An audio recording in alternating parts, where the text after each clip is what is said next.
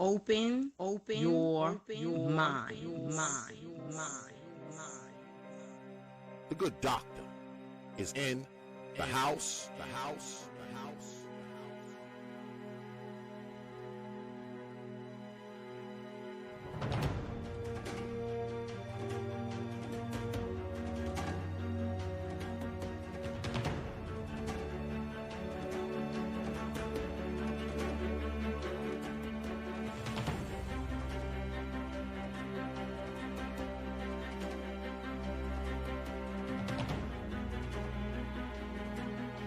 The good doctor, the good doctor.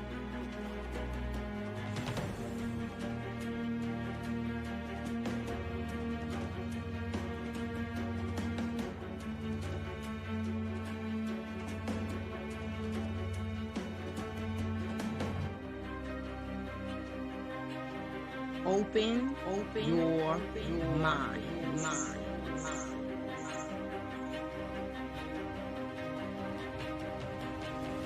In the house, the house, the house.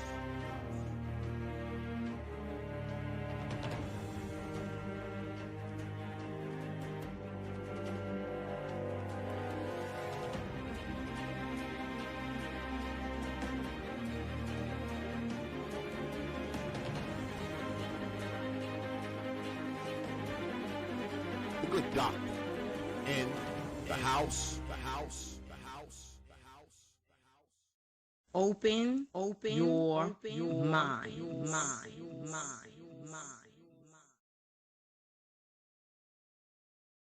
And we are back. Peace, folks. And welcome back to another edition of the Proper Thought Series right here on the old T.P.O.T YouTube page. I'm your host, X, of course, but you knew that already. That's why your black asses are here.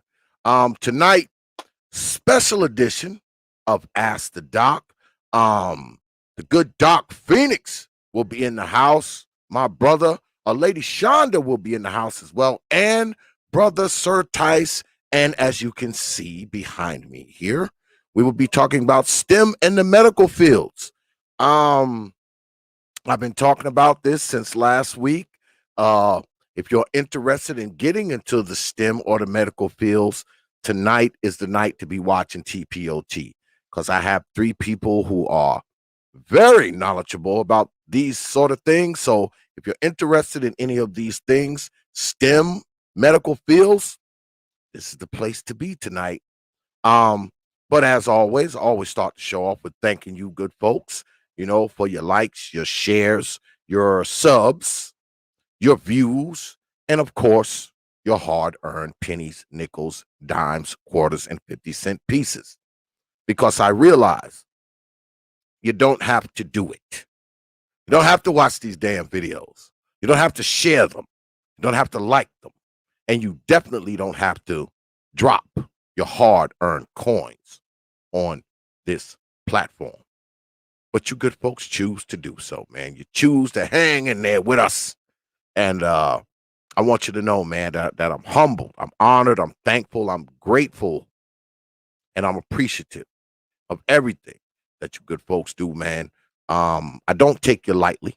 That's why I start to show off like this every damn night. I know y'all get tired of it, but God damn it, as long as you support me, this is what I'm going to be doing. And I want you to know, man, that I appreciate all you good folks out there. All right. All right. I see two of my folks in the chat already. Good folks, please check your emails. Good folks, check your emails. So while we're waiting for everybody to assemble, I'm going to hit y'all in the head with T.P.O.T's programming notes. Yeah, because we got a couple good ones coming up next week, y'all. Let me go ahead and do this here. Wednesday on the T.P.O.T YouTube page, the one and only SKC will be here. And he will be discussing, does the truth cares who tells it? That's right. Does the truth care who tells it. And he's basically going to be laying out some truths told by people that you like, and likewise some truths told by people you may not like, but it's all the same truth. So we ask the question, does the truth care who tells it? So make sure you hear 9:30 p.m. Eastern time right here on the T.P.O.T YouTube page. You Negroes know. Then Thursday night, the old Hours of Power challenges have returned, and the one and only TVA will be here, and he's doing a TVA challenge, and he wants to take on all conservatives. That's right. He's taking on all conservatives. Because y'all know how we do these challenges, man. You know, somebody comes up, lay their premises down, and whoever wants to come up and challenge them is on.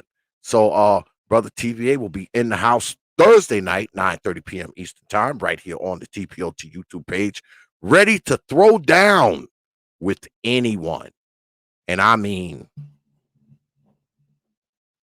anyone. So make sure you're here Thursday night. It should be a barn burner. All right? All right.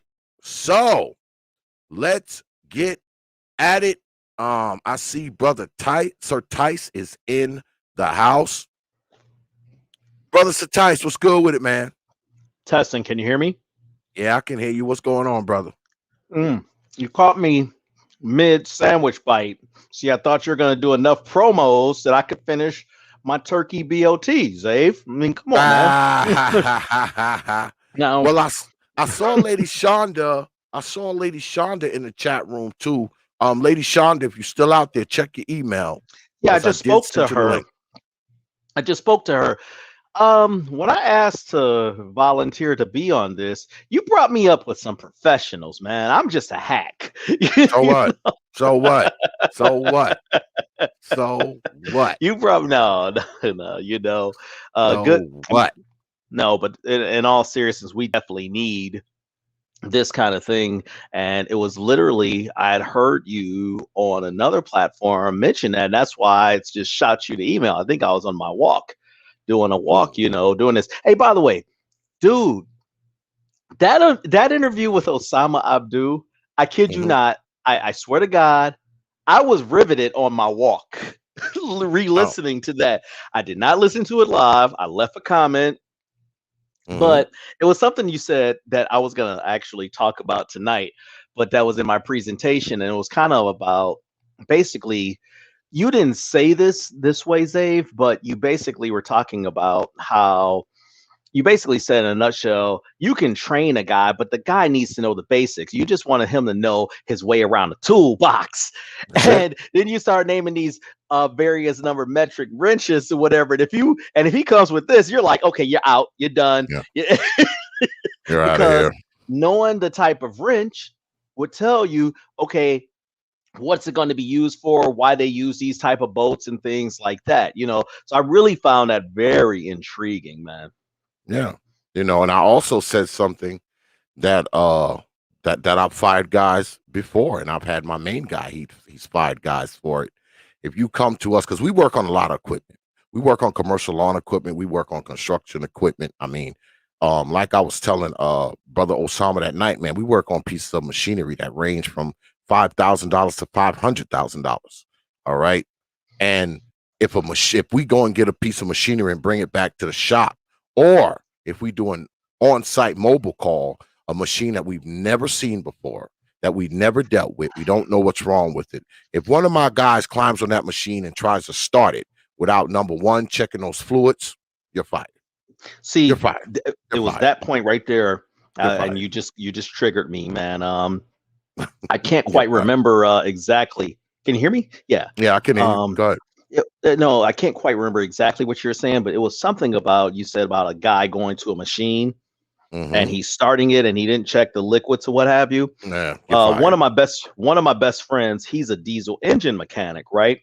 Mhm. And when we would go out for drinks, we would kind of have shop talk, even though I'm on the IT side, even though he's on the, I would ask, he would tell me oftentimes he would have to fix the machine, and he worked for Cargill, Mm. that's who he works for. So he would have to go and fix a machine that he's never seen before, but he knows how to look at the procedures and all, or look at Yeah. things. But Troubleshooting. right. Troubleshooting. And I said, that's kind of how my world is. But he said, I said, so how'd you learn? When he said, when I was 19 years old, I used to work for Pep Boys. He said, Mm. before I went to mechanic school. And one time a guy forgot to pump the brakes. You already know what happens on this. Mhm. The one guy forgot to pump the brakes, and the car crashed. And they were like, okay. And there was some damage, and they went to their service writer, and it's like, well, if they notice it, we gotta fess up.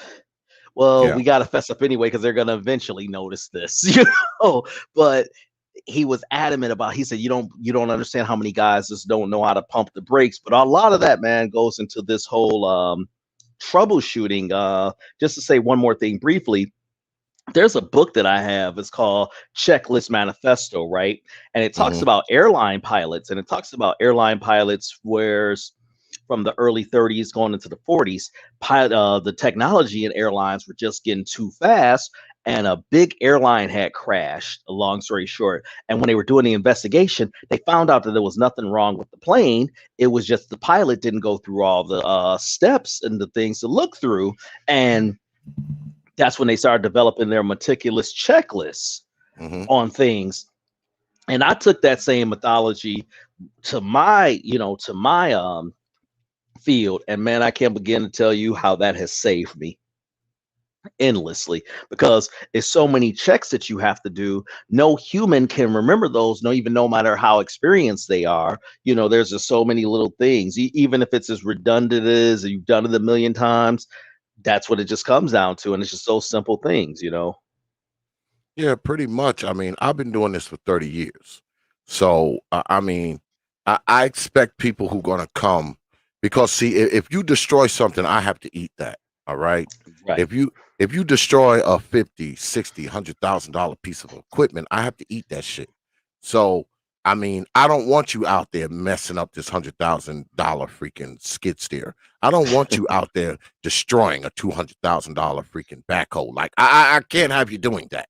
I mean, I don't want you destroying a $1,000 freaking commercial lawnmower. I mean, I don't Right. want you doing that. And if you're a person who doesn't have just the basic fundamental common mechanical knowledge, I don't need you, because what you're going to do is you're going to destroy something.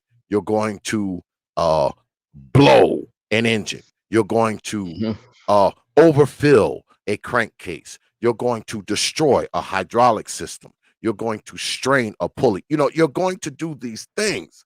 So I mean, I can't afford to have that kind of I can't afford to have that kind of hit, because trust me, I've taken hits like that before in the past. All right, Right. $5,000 hits, $6,000 hits. I mean, I can't afford that. So if you're a person who's knowledgeable about a toolbox, what that tells me is that you probably know what those tools are for. And if you know what those tools are for, that means you probably know how to use them. Therefore, I don't have to be concerned with you trying to take bolts off with vice grips and things like that. I can't have it.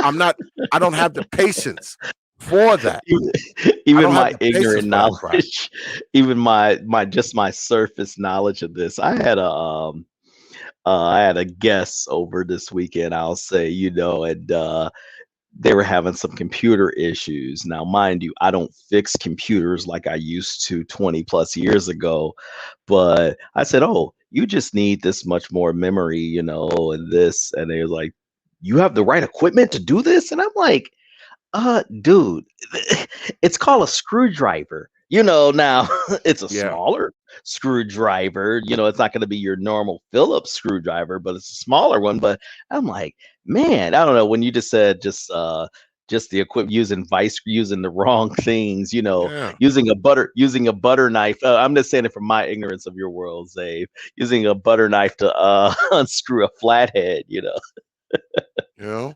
Plus, I And I'm mean, talking industrial plus, equipment. see what impresses me. This is what impresses me. This is what impresses me when guys come around and they say, "Oh, I want to work. You got some work for me." What impresses me is if they already have their own tools. If you come to me with your own tools, you done already won a whole bunch of points with X right then and there. Because if you have your own tools, that means you already know how to use them. Now, that being said, I've had brothers come through who didn't have their own tools, but they knew how to use tools. So, I mean, it's not hard to impress me. It's not hard. I mean, like I said, you walk up with your own tools. That means you already have, some tool knowledge. You know your way around a toolbox. You're probably proficient with said tools. So, I'm going to give you a try. And likewise, if I bring you in and you already know what the tools are, everything else I can kind of grandfather you in on. I Right. can show you, how to do an install. I can show you how to disassemble. I can show you what to do, what not to do. And even better, what's more impressive to me is if you show me you understand engine processes, or you show me that you understand hydraulic processes. You show me how how electrical works in conjunction with mechanical. You show me that you have common knowledge of mechanical theory. I mean, when you come around and you know that kind of shit, it's Yeah. all good. You're probably gonna get put on if you come showing me that shit. You're probably going to get put on. But I mean, if you're a person who doesn't know these things, that's different. Because see, what I cannot do, all right, or I should say, what I cannot afford to do is I can't afford to bring you in, teach you, because we use about 525 different tools. I cannot Wow. teach you all 525 of those tools. And then after that, teach you how to use them, teach you what not to use them on. I mean, I don't have that kind of time in my day, in my season, in what we do, especially not this time of year, because we sun up to sundown. I don't have time to sit back and teach you 525 different types of tools. I don't have that kind of time. So you need to have some common knowledge of hand tools, and you need some common knowledge of uh, air tools. All right, you need to know what they are. You need to know how to use an impact gun. You need to know how to use a whiz wheel. You need to know how to use a air controlled grinder. You need to know how to use and knowing how to weld helps, because we do a lot of welding. We do a lot of Yeah, metal fabrication. So you, I mean, you can't come to me. You can't come to me as some ignorant motherfucker. That's all I can say. You can't come to me just knowing nothing. It's not going to work. Not this going to work. is what you just described, brother Zave, is just what I call, just to me, the best type of engineering there is. It's hands-on engineering.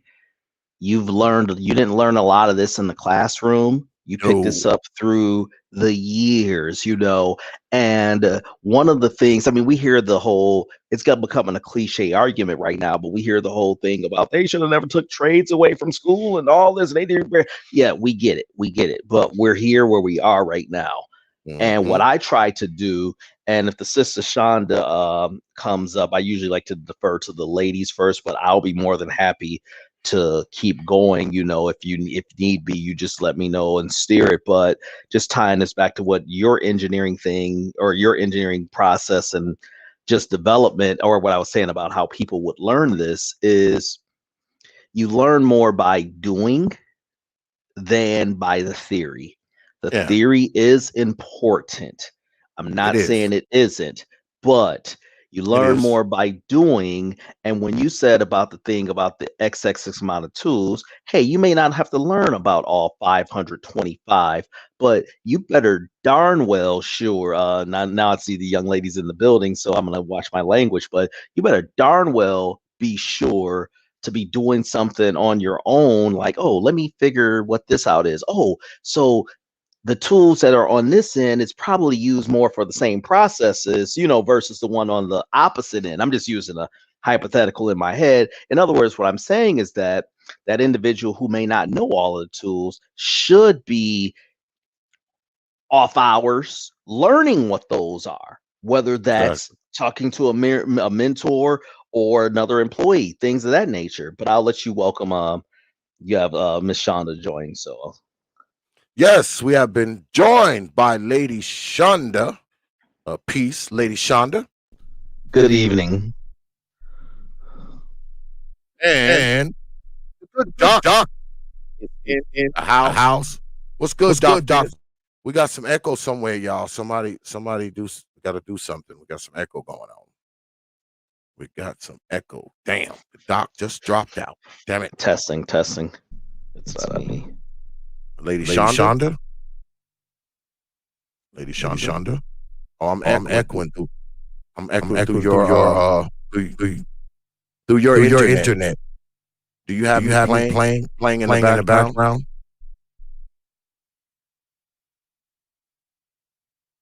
She's not answering.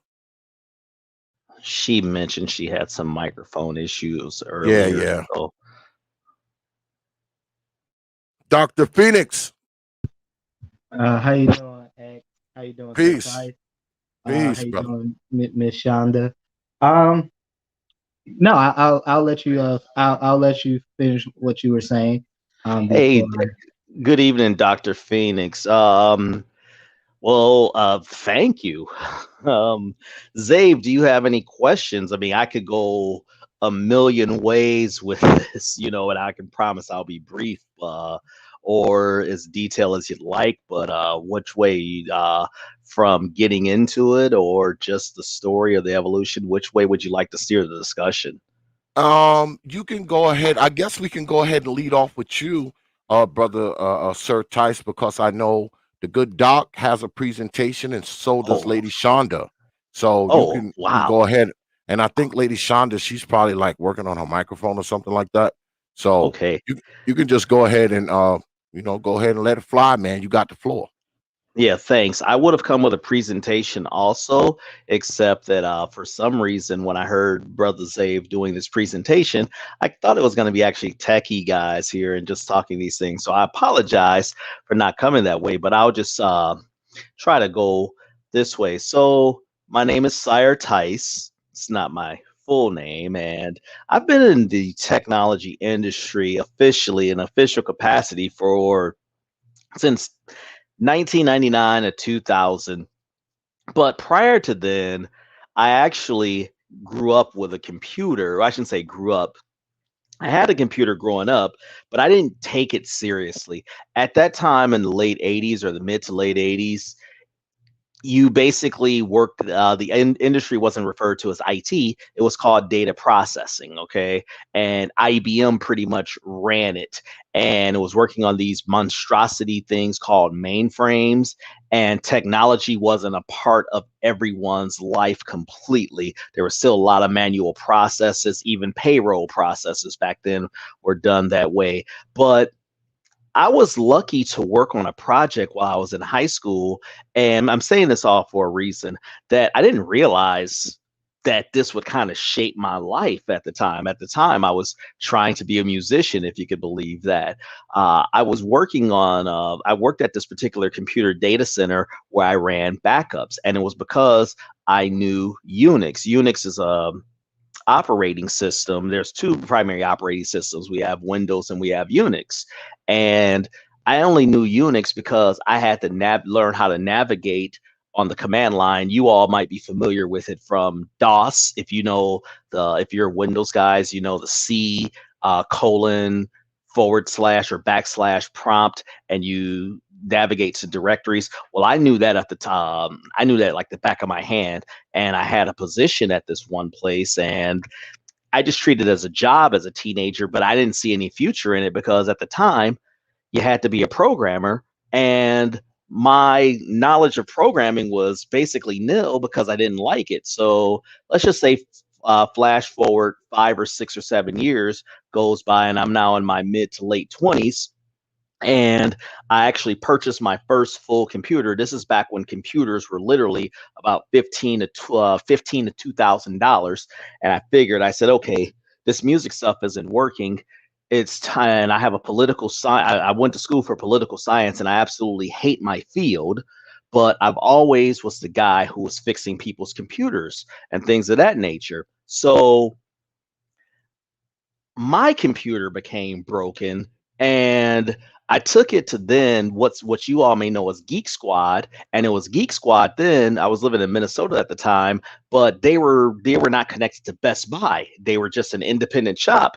And what they charged me for trying to replace my hard drive was utterly ridiculous. There were no books on the shelf, or you couldn't go into the then World Wide Web or the internet to, well, you could, but it was in these things called news groups to figure out how to replace a hard drive. But basically, by reverse engineering, for those of you in the audience, reverse engineering is just, Zave is definitely probably very familiar with this. You just see how things are connected, and you kind of reverse, okay, if this is connected to this, then on this side it's connected to this, and you just figure it out that way. You basically do it backwards instead of forward. But I successfully replaced my hard drive, and lo and behold, that led me to getting a position as a just doing desktop repairs at a Fortune 500 company.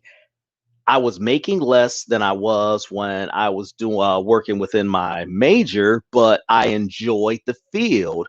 I ended up dating someone who was a DBA, a database administrator, and she was telling me, "You know much more about computers than I do, and I make more than you." And she wasn't holding that over my head or anything like that, but she was basically like, "You could be making 10 times more." And I'm like, "Really?" And just from working at that company, I realized, like, wait a minute. I'm fixing these guys' computers, but I'm not recognizing what areas of the departments they're in, how these things are connected, what applications they're using. So I would take notes literally every day, like, okay, this guy, he's the head of accounting. He has these applications. It comes to this IP address. Bottom line, I was learning networking. I was learning the type of security policies. In other words, his login to get to his applications are going to differ than, let's just say, a call center agent. And it's not to say that one is better than the other, but you don't want a call center agent to have access to the same um, to the same applications that, I don't know, a mid-level executive would. So I'm just doing this so I could do my job better and figure out what's my next move. What I didn't realize is that I was actually hacking out my career. So lo and behold, the next opportunity that came was, they're like, "Wait a minute, you know Unix?" And I'm like, "Doesn't everyone?" Or go back to what I mentioned when I was younger and I knew Unix, and I could just, they said, "Well, prove it." So I typed out a couple of commands, and next thing I know, I'm a senior enterprise. What was it called? What was my position? Senior enterprise incident manager at a healthcare company. I don't want to say their name, but at one of the largest healthcare companies there was. So anytime there was an outage on one of their major customer facing applications, it was our area they called, and it was us who were assessing what the issue was. Was it an issue with the application server? Was it an issue with what's called the web server? It doesn't matter if you guys don't know what these things are, or if you do, just follow with me. Or was it something back end that they couldn't reach? So after a year and a half, and we're now in the mid 2000s of doing this, after a year and a half of doing this, I pretty much combined with what I was doing before. I had a very good idea of what area of IT that I wanted to work within. And I kind of taught myself this from ground up. And next thing I know, I'm working with guys who got computer science degrees. And I'm not going to lie to you. Again, I think I'm now in my late 20s. I'm like 29 or 30. I'm a little intimidated, but I'm recognizing, and this is what Zave and I were speaking of earlier, about how real hands-on experience was killing what a lot of these guys have. And it's not to minimize or disrespect a formal education by any stretch of the imagination. I'm just lucky enough to have gotten in on the ground level of this. So now I'm a Java administrator, and that led on to where I'm meeting with the various business teams. I'm figuring out what do they want to offer to the customers and how it's going to be built, working with the developers, working with the various teams that this particular application needs to connect to, or how it needs to connect to. What are the backup strategies? What is the disaster recovery? So in other words, if the servers in area X go down, will they work in area Y? And at the time, the technologies weren't like what they are right now with the whole emergence of the cloud, which I'll explain briefly. Is, it wasn't like that. So you really had to set up what's called these failover technologies. That later led on to me going to a team called Rapid Root Cause. And this is where I really started to cut my teeth and really saying, wow, everything that I've done up to this point was kind of building up to getting to this point, as far as learning how to troubleshoot, understanding what processes or what jobs are running. No different. I'm not for sure where Dr. PHOENIX, what type of medicine he practices, but I'm sure, when you go to the doctor and you sit at the table and he's asking you all these questions, he's not asking you these questions, he or she, I should say, they're not asking you these questions because they're really interested. They're trying to figure out something. Hey, do you drink on the weekends? How much do you drink on the weekends? Do you eat a lot of salty foods? Do you, they're trying to gauge, because after they're looking at your metrics, they already kind of have an idea, but they're trying to narrow it down. That same technique exists within technology and any other endeavor. I've noticed the similarities between the two. But as I was saying, with this Rapid Root Cause team, and by the way, as I'm trekking up this path, I'm also further relearning new technologies, educating myself. I enjoyed actually going back into things like that I didn't know, like, oh, I don't know what this is. Let me look this up and let me try to figure out and understand this, or let me find out an expert in this where I can ask them their questions. And then I would draw it out myself to just try to figure out, even at a high level. And I can't begin to tell you, pardon me, guys, how just these simple little things were helping me. Just as simple as I could go to a subject matter expert and say, hey, we can't reach this. It's a one node situation. It sits on this type of infrastructure. It sits on this. He's like, oh, look here. Boom. I was like, wow, that's it. And then that person would call me back and say, you explained that problem better than anyone else. I would have had to jump on the call and, hey, let me show you how this works more. And what I learned was that, okay, the more I go to people, I don't want to say kiss their butt to keep it PG or clean, but the more I go to these experienced people who I recognize and I ask them for information, obviously, I've not always been welcomed with open arms. Let me be clear on that. But I can kind of learn even more, and I'm already trying to learn more with this. But I want to stick with this Rapid Root Cause thing, because this kind of shaped my career, and we're now in the 2010s. Whereas our team, we literally created a team where we said, Hold on a second. I'm sorry. Hold on a second, brother SYRTYCE. I want to check in with Lady Shonda, because I know she was having some audio stuff. Oh, go right ahead, Zane. My bad. Lady Shonda, are you there? Lady Shonda? No, she's unmuted. Can you hear us, Lady Shonda?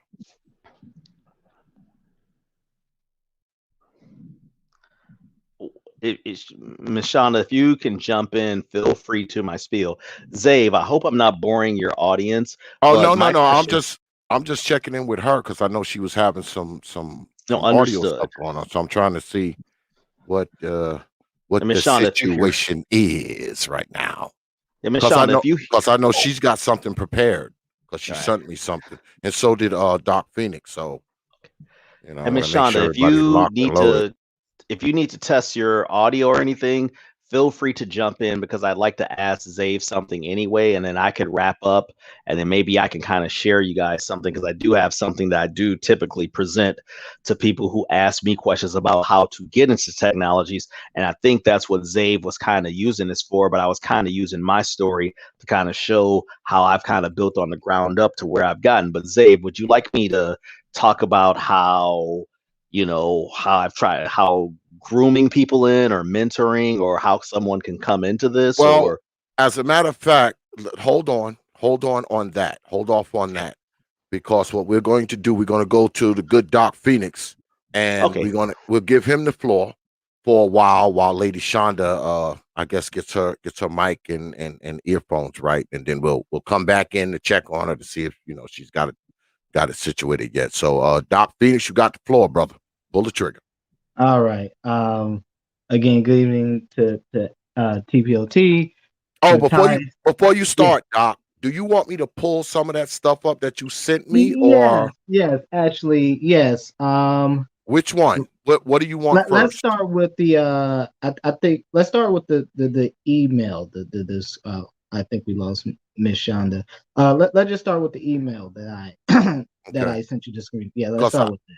Because you want the screenshot? Yeah. So bring that up because that actually goes into a point. The last time Miss Shonda and I were on your panel, and she had brought that up about the program with Tennessee State University and Meharry. I had actually initially the program was first brought to my attention, ironically by Mike V. So shout out to him. And then about a week after him and I talked about it, I got an email from one of my mentors who then brought it to my attention as well. And so, like I said, if you bring it up, let's just bring that up first, and I kind of explain it out, and I kind of take get it up on my screen over there. And in the meantime, while you do that, I would just kind of give people a little brief overview of me and my experience and kind of how I got to where I'm at. So, so for me, I initially, when I graduated from high school, I initially started going to school at the University of Illinois. I left in my sophomore year, went into the Army, ended up becoming a medic.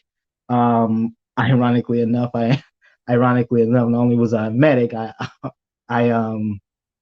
ended up going to like paratrooper and all that stuff, becoming paratrooper and all that. But with that said, I ultimately ended up going to Iraq and all that stuff. Got some medals and stuff like that. So my journey into the medical career, into the field of medicine was it just kind of always been with me since I was a very young man. And so it was kind of something that came naturally. I was pretty good at it from even just becoming a medic. And even as a medic, I later went on, got ACLS certified. I was also an EMT, later became later end up becoming a CPR instructor and all that stuff. So with that, then I got out of the military after a few years, ended up doing some other stuff for a couple of years before I finally decided to go back to and in that time I was doing other stuff. I actually ended up doing all my general education at a community college in Chicago because that's my hometown, that's where I'm from. So by the time I decided to go back to get my undergrad, I ended up going to the University of Wisconsin for my undergrad. That's what and so I did my initial undergrad was in nursing. So I had a bachelor's degree in nursing. Ended up while I was there, doing something called the McNair Scholars Program, which I ultimately ended up doing a project involved with using building out an AI artificial intelligence algorithm for the detection of diabetic retinopathy. Excuse me. And so we were actually using that as the foundation to build out a tele-ophthalmology program within. We were kind of test driving it within the greater Milwaukee area, but the hope was to, if it was successful, was to expand it into the greater Wisconsin area. So the goal was to try to bring access for vision eye screening services to underserved, underinsured populations, because obviously eye screenings are a major problem. Again, as when we went through the whole obesity panel a few weeks ago, we kind of talked about diabetic eye diseases and how specifically diabetic retinopathy is one of the leading causes of adult blindness in working age adults, and that's how I got involved in that. And then later, I did some other research fellowships before I finished up in undergrad, and they kind of translate over to some other research projects. Kind of a long story, but to make a real long story short, graduated, didn't go directly to medical school. Actually took about 2.5 years or so. I ended up doing some NIH, working on some NIH funded projects. NIH has a post baccalaureate research program. I want to say, I think it's through their extramural office, their office of extramural affairs. I can't remember exactly, but don't quote me on that one. But if you Google it, you'll find it. But the point is that they offer this post-bac program to for folks who are looking to matriculate into like medical school, PhD programs, dental school, PA school, nurse practitioners, PhDs in nursing, all that stuff. Basically things that had graduate level degrees and health application. They offer these various projects for those involved with who wanted to go to some type of health profession school, or who were looking to get graduate or doctoral degrees in some type of STEM related field. And so I'm pretty sure probably Dr. Ali and Dr. and Dunbar probably could tell you more about those, because I'm sure they did those as well. But the point is, and so I did that, and that ultimately what led me to going to medical school. And to get into those programs, the reason I was able to get in those programs because the professor that I did my research with in undergrad, actually I did my research with a couple of different professors and a couple of medical doctors, and it was my research with her initially as a McNair scholar that she introduced me to a former colleague of hers when she was at Northwestern, who was working on a project with metabolic syndrome disorders and post prostate cancer patients. And so it really long story, but to make a long story short, that in turn led me going to medical school, and here I am now. So to make a long story short. So right. if you kind of scroll down a little bit, so Dr. Allen was one of the gentlemen. He's one of my mentors. He's a retired Air Force pilot, and he's also a retired family practice physician. He teaches biochemistry these days. So but yeah, he's a member of the American Chemical Society, or ACS for short. But yeah, he's been one of my mentors since like my first days of undergrad. So known him and he's a brother, and he has 5 kids. 2 of his kids are doctors. Well, one of his kids passed away earlier this year from COVID.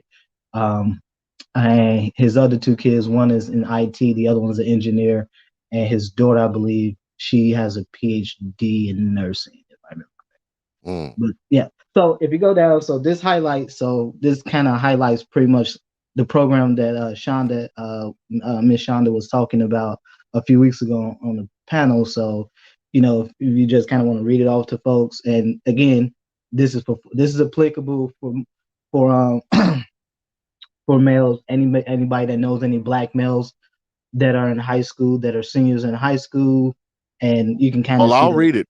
I'll read it so Negroes can know what's going on. It says, attention, males needed for Meharry Medical Program. I'm sharing this message from Dr. Glenda Glover, president of Tennessee State University, and her community affairs liaison, Mrs. Barbara Morrell. I hope I'm pronouncing that right.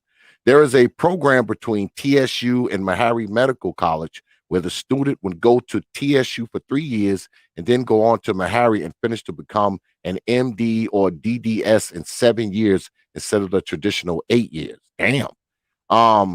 This is the important part. This is the part that's going to piss me off. I already see it.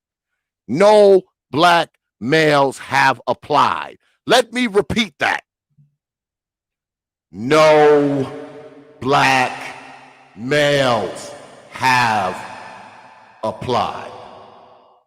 If you know any black males who are high school seniors that want to become a medical doctor, have a 28 on the ACT and a 3.5 GPA, there's a possible free ride for them at Tennessee State University. You can send your prospective candidates information to, of course, gussie.fuller@gmail.com. See, that's the sticking point, Doc Phoenix. You know what OX gonna say, right? That that 28 and that 3.5, that's the hang up. You know that's the hang up, Doc. You know it is. That's gonna be the stickler. But if they graduated high school, I would like to think that, at least some of them have, what it takes to take advantage of this. And I read here that it says there's a possible free ride at TSU. Yeah, well, it's not just TSU, actually. It's the entire program. So it's both undergrad and medical school. So you will only do your bachelor's degree. It would take you only 3 years to do a bachelor's degree, which is quite good, because if you go to most other countries outside the US, that's typically how long it takes to complete a bachelor's degree, about 3 years. Because only in the US it takes 4 years, ironically. But the key part here is, yes, the reason that they kind of put out this mass email, and like I said, I got this through. Originally Mike V had brought it up to me because he had mentioned to me a few months ago he had been in a meeting where it came up and he had contacted me and asked me my thoughts on it. Originally, I was a little apprehensive about it because my question to him was okay, you mean to tell me in the entire state of Tennessee they couldn't find a handful of black males who met these qualifications? And this is what pisses me off. And then, like I said, after him and I had that conversation, I got this email from my mentor, about a week later, and I'd be damned. And so, again, the reason they sent this out was because literally when this program was first initiated, they got an overwhelming response from black females. And as you said, none from, as you see in writing here, none from black males. No black males have applied. And so, yeah, they were extremely concerned about, okay, we know there's some black males out here that meet these qualifications. We need to find them. And so, yes, this is a potential full ride through undergrad and med school. So instead of the 8 years that it would normally take you to complete it, assuming, you go straight through undergrad, straight into medical school, maybe you don't do another degree or something like that along the way, a master's or something like that, 8 years is still a reasonable time. That's about average. But 7, that's good. Again, that extra, people see, oh, well, that's one less of a year. That is a huge difference. And and I can tell you from my own personal experience, when those first 2 years of medical school where you're just cramming in, when you're taking like 30-some credit hours of nothing but basic sciences, I mean, it is really daunting. And to have that entire experience condensed into a 7-year versus an 8-year period makes a huge difference. 1, in stress, 2, in the amount of money you're going to spend. And so, yeah. And like I said, again, you get into this program, it's free. Like I said, if you know anybody, it's open. I just put this out here. I put this out here for you. So, maybe you might know some folks. Hey, you don't have to tell them who you got it from. You could just but you got some family members, friends, some folks, send them their way. And I see what you're saying too, brother Gabe A. All right. But still, brother Gabe and the good Doc Phoenix, you mean to tell me there's not one black male, there's not one brother who's capable of applying for this? Is that what's going on? I don't give a damn how high the damn the ACT score it needs to be. I don't care, brother Gabe. There's gotta be one. Do you see this, brother Gabe? Are you reading this? It says no Let me read it for you, brother Gabe. Let me read it for you. It says no black males have applied, brother Gabe. Hey, Doc Phoenix, can I ask a brief question? Yes, sir.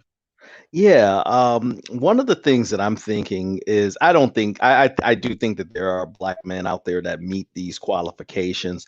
I just think that there's a lack of awareness of things as such as this. But I'm wondering, I don't know if my question is the solution could be, I know that I took my ACT first when I was a junior and I had a pretty decent score. I didn't have a 28, but I can't remember. I will say like 23. I think I did, and for the first time, That's average. That's yeah. about the average. Keep in mind, I'm talking for 30 years ago. Okay, so I said, and then I took the SAT my senior year, and honestly I don't remember the score that I took because I just went, I see Gabe in the chat or what have you. I had plans on going to Wayne State anyway, but my question is I'm wondering if there's a way we can target guys. Okay, the juniors have taken this, those guys who have had scores in this range, you can take the test again, help them improve their scores to get to these 28s, 29s, etc., and groom them to being that, okay, their average is at this point. In other words, if there's a concerted effort that we can do to groom these guys, because one part is they're not, those who have this score, they may not be aware of it, but then also there's some guys who are just slightly under it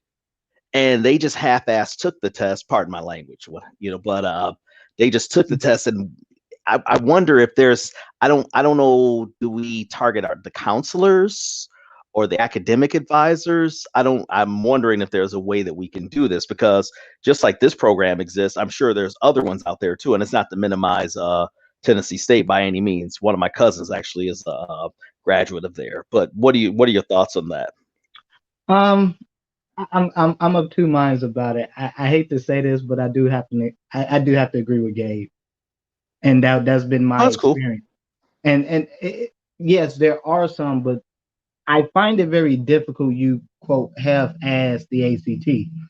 Here's the thing: you can always retake the ACT, in which if you had a good high school, you got a decent counselor or whatever. If you didn't hit that sort of around that 22, that 21, 22, 23 mark, they probably should be recommending you retake it. Because again, when you start to see these merit-based scholarships given out, most of that is usually for high school students, is based on what you got on that ACT and that SAT. Yeah. Oh, I don't disagree with that. I took the ACT in the 80s, I can tell you from my personal experience in undergrad. Yeah, I've gone into many high schools. I used to personally run some ACT prep programs that I did for free. I don't know too many folks who would do that. I did it for free, and I would put it to you this way. It was not uncommon for me to see folks with ACT scores in the single digits. No, damn. Wow.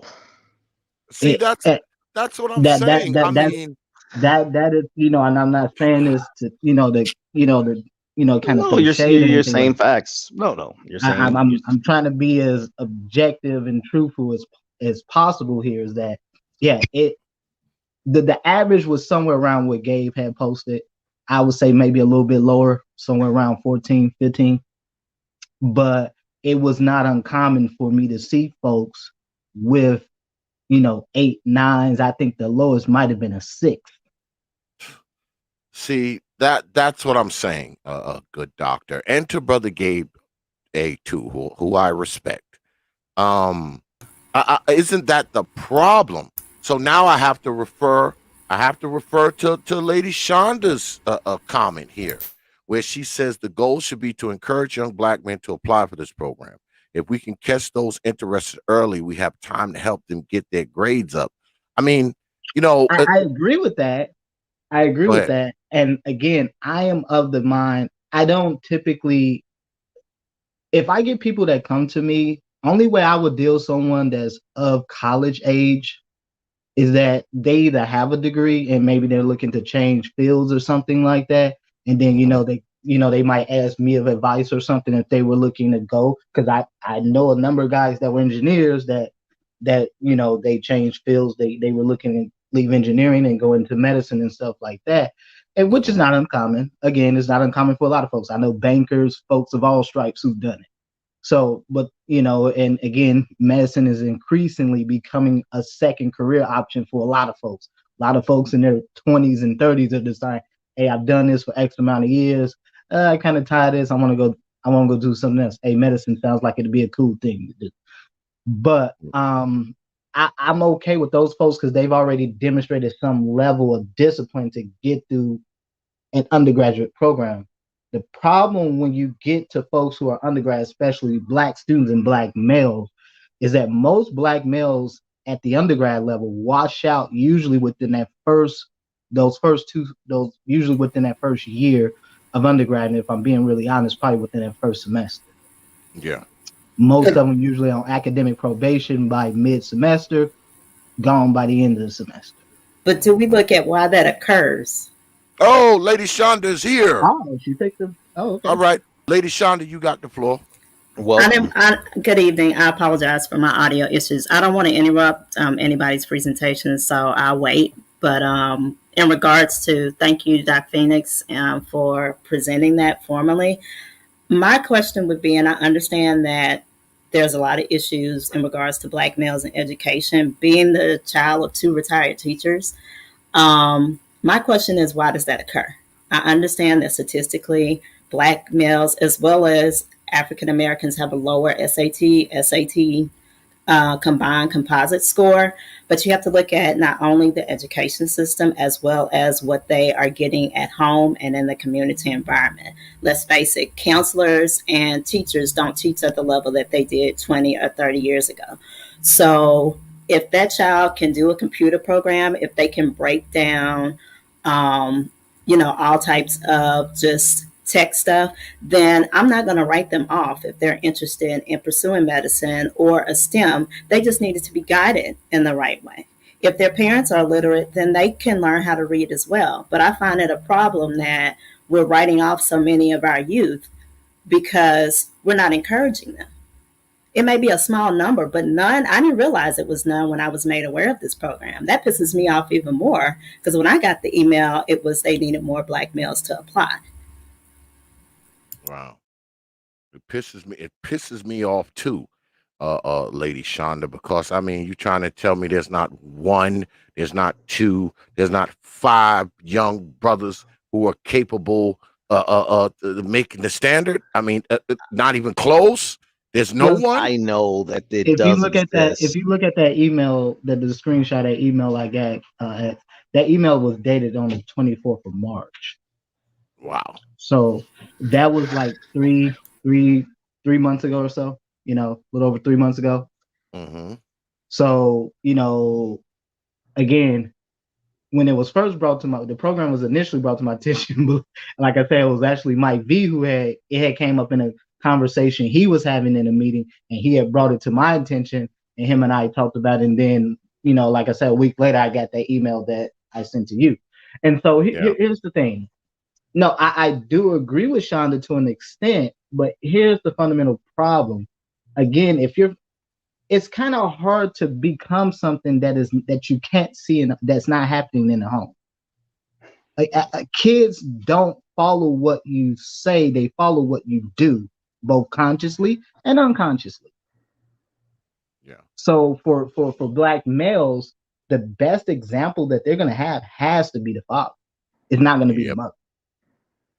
So if a black male is in a home where he's seeing his father gets up every morning and his father is, I don't know, a scientist, an engineer, maybe even a physician, surgeon, whatever, that's what he's going to see. It doesn't matter necessarily what the father says to him. That's what that child sees, and that's what that child is ultimately going to emulate. But again, if you're dealing with a collective low literacy rate among Black folks, to be really frank here, we're dealing with something that's not just endemic to this current generation is really something that's been going on for a number of decades, for actually probably about almost 2 generations now, where we're seeing you're seeing parents themselves were relatively, for lack of better terms here, low achievers. They weren't the best readers. They had children. Children go on repeat the same cycle as the parents. And again, I'm not writing them off. It's just a lot. I agree where it is a lot easier to grab a student in high school. But again, doing tech versus someone being in medicine or being in STEM is very different. Tech is more hands-on. Now, not to say that science isn't, because yes, science is cool. I used to have chemistry sets when I was a kid, microscopes and all that stuff. A lot of stuff is cool. You can be hands-on, but oftentimes before you even get there, you have to understand the underlying theory and principle that guides why you do certain experiments. Yeah, and because if I people looked don't understand over. why you do this calorimetry, both why you study it and you do the calculations in the classroom, but then you go test it out in the lab, people don't understand that.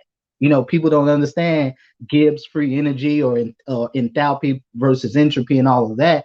People don't understand those concepts until when it's a dry material, when you just learn it through didactic means. Okay, and that's something that I can't necessarily teach a kid. I can't teach a kid to have the discipline to sit down and say, hey, you need to devote X amount of time daily to this. You need to be able to put down the Xbox, put away the IG, put away the Facebook, yourself, your mobile, your smartphone, whatever, your iPad, whatever. And you need to be able to do this for 2 or 3 hours a night. That's something I cannot necessarily teach to a kid. And so that is something that's very much incumbent upon the parents. And again, Shonda's example for parents is proof positive of that. You cannot have, she came from a home where both her parents were teachers. They knew exactly what makes a child successful, why a child isn't successful. Mm-hmm. And so that carried over to her. I didn't come from a family of college educated folks. I was the first person in my family to go to college. Sure as hell was the first person in my family to go to medical school. Mm-hmm. And I'm a kid that grew up on the south side of Chicago. So, I went to good grammar school, good elementary school, and a good high school. Yeah, I did. But again, that was a function of the fact that, I was a good student. But again, that was a very different time. It's not like now where, kids just have a hell of a lot more distractions than they did, at least when I was growing up. Absolutely. And I don't want to jump ahead of you, Doc, but I read over the material that you sent me, and this, I think, kind of segues into it. I want to show the folks what you sent me, where it says here, it says Black men make up less than 3% of physicians. That requires immediate action. Quick question, quick comment, T.P.O.T, before you continue, really quickly. I just want to highlight, this is from AAMC, so this is directly from the Academy of American Medical Colleges, okay? Mm-hmm. So this is the governing body that governs the MCAT. They are over all of the medical schools. They're the one that sets the standards, okay? So this is the data. They got all the data for who takes the MCAT. What are the average score breakdowns among every population? So whether you're looking at Black folks, Latinos, whites, Asians, Native Americans, whomever, you can go to their website. You can see the data for yourself. These are the folks. These are the folks who are responsible for administering the MCAT. These are the folks who tabulate the data for the people who matriculate into college, the number of applicants. Like, for example, the past year, before you continue, this past cycle, not the current one, because right now we're in the current application cycle, but one from last year, it went from about 55,000 or so applicants in 2019 to 2020. You had about 80,000 just from COVID alone.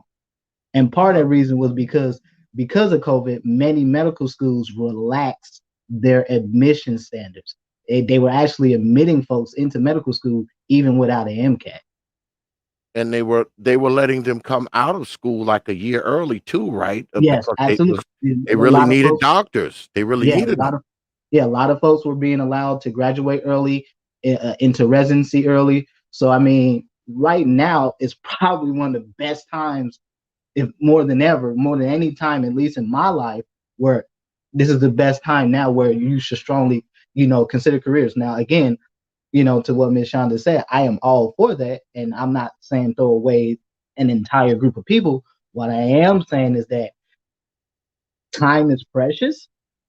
I don't have a lot of it. I'm sure everybody on this panel don't have a lot of it. Nope. And so my time is best spent with folks who actually are serious. Because this took a lot out of me in undergrad. I went into some of the worst damn schools in Milwaukee doing this stuff. I'm talking about, I forget what they call them, transition schools or whatever the hell they call them. I forget what they call them. But go ahead, brother. Continue with this article. So is it that, brother? No, I'm gonna drop it down because I want to wait for you to present it. I just want to give the visual to the folks. You go right. You go right into it. Is it? Let me ask you this: is it that I don't know? The brothers not interested at 3% of physicians? 3%? I mean, I know we're only like 13, 14, 15% of the population, but how the hell are brothers only 3% of the damn doctors? I mean, this is crazy to me. Well, you keep in mind, when Obama was still in office, that was that report that was issued by the AMC that this was about a decade ago. Yeah, about 7-8 years ago almost. Yeah, about 7-8 years ago or so, where the AMC, and I think it was some of the in some of the black medical schools had issued this report stating that the number of black male applicants had dropped to a level not seen prior to the integration of medical schools in the 1970s. Meaning that between 1970s up until about the 2000s, you had more black men applying and entering and matriculating into medical school than you did from 2000 up until present day. Wow. And prior to that, those numbers were lower, obviously because of Jim Crow and segregation and all that. And so what they're saying that the current numbers now match what you saw during Jim Crow segregation. It's crazy with all these opportunities out here, man. And, I guess we as black folks, we don't like getting involved with medicine. I understand black folks had their trepidations about medicine and healthcare and all that stuff. But look, at the end of the day, whether black folks like it or not, you're not going to get around healthcare. Yeah. There's nothing, you're not going to get around it. I don't care how many herbs or concoctions or how much exercise or whatever you do. You're not going to get around it. Go to the shaman and the witch doctor and your grandmama, and she can, take a chicken's foot and put it in some water and some herbs, and that's just not the same as a doctor. My question, people. What I always respond to people when they say, well, medicine is the white man stuff, is racist. Then I said, do you have children? They say, yeah, I had children. I said, did the hands that touched your child when it came out of the mother of your child's vagina, were they white or black? Do you ever? And I don't think a lot of black folks really think about that. The first hands that touch your child aren't even black when you're being born. Okay, when you go in for a surgical procedure, chances you got about a 90-95% chance the nurses around you are not black. The surgeons and the anesthesiologists are not black. Okay. And the person that most likely are going to pronounce you dead when you're in a hospital isn't going to be black. Nope. We got to get past this. Oh, it's the white man stuff crap anyway. Like, I've heard this so many times. Look, I heard it as a nurse. I heard it.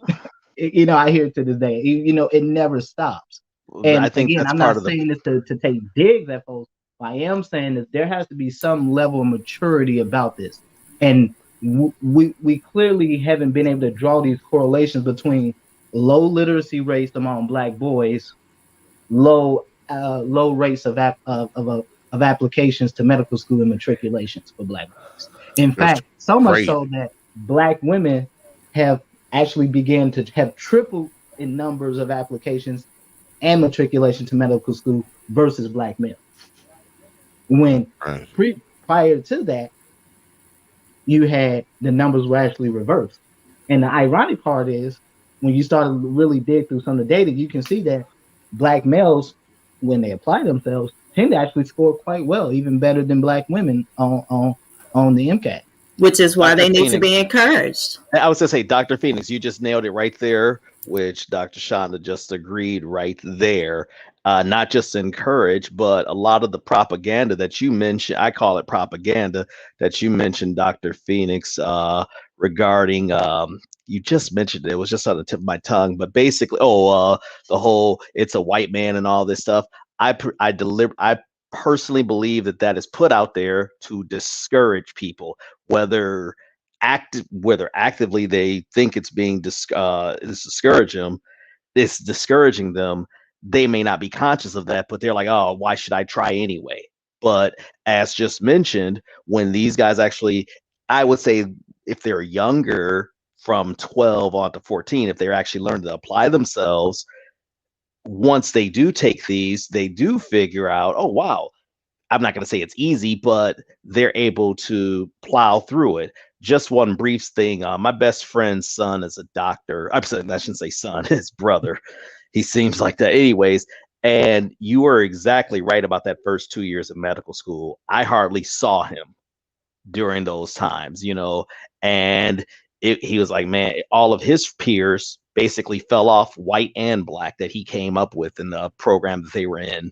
So I was just making that comment there. And again, it's not uncommon. I know plenty of doctors who they failed classes. They're doctors now, but yeah, they failed classes in medical school. They failed the step one.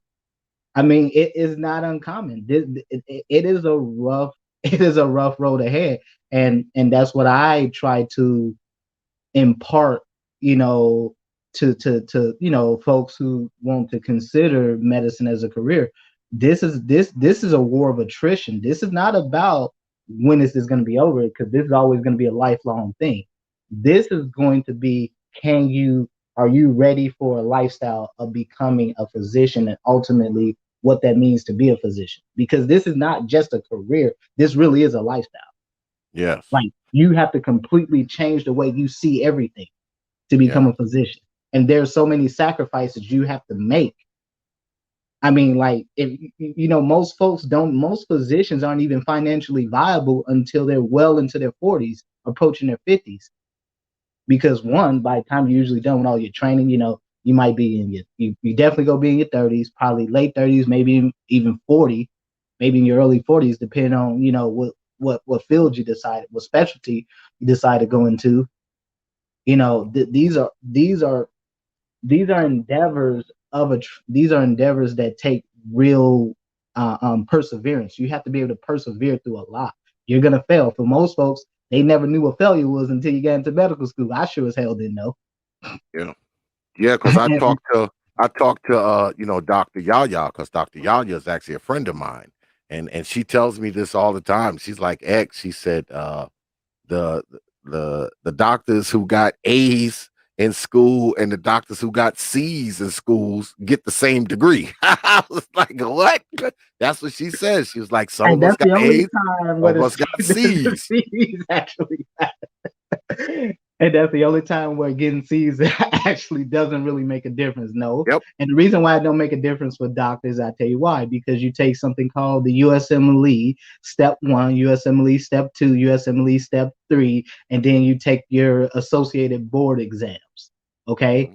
Even if you got C's in school, you still can't become a doctor unless you pass those exams and complete a residency. So again, there's all these little checkpoints along the way you have to hit, these little mile markers that you have to hit.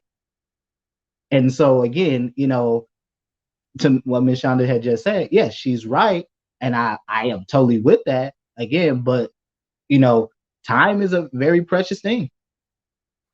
And so why can't people, Doc, just go for, the easier to, because what is there, like 130 some odd different types of doctors, Man, right? I mean, go for the I don't easy. even know all Try, the specialties go, there. go to the easy one. Try to be a doctor that's not going to take a lot of studying. Well, there's no such thing as a doctor that doesn't take a lot of studying. I mean, at minimum, you're gonna spend at least 11 years if you want to do Yeah, I something know. like I know. primary care. If you want to be like a family practice doc, that's a 3-year residency. You want to be internal medicine, that's 3 years.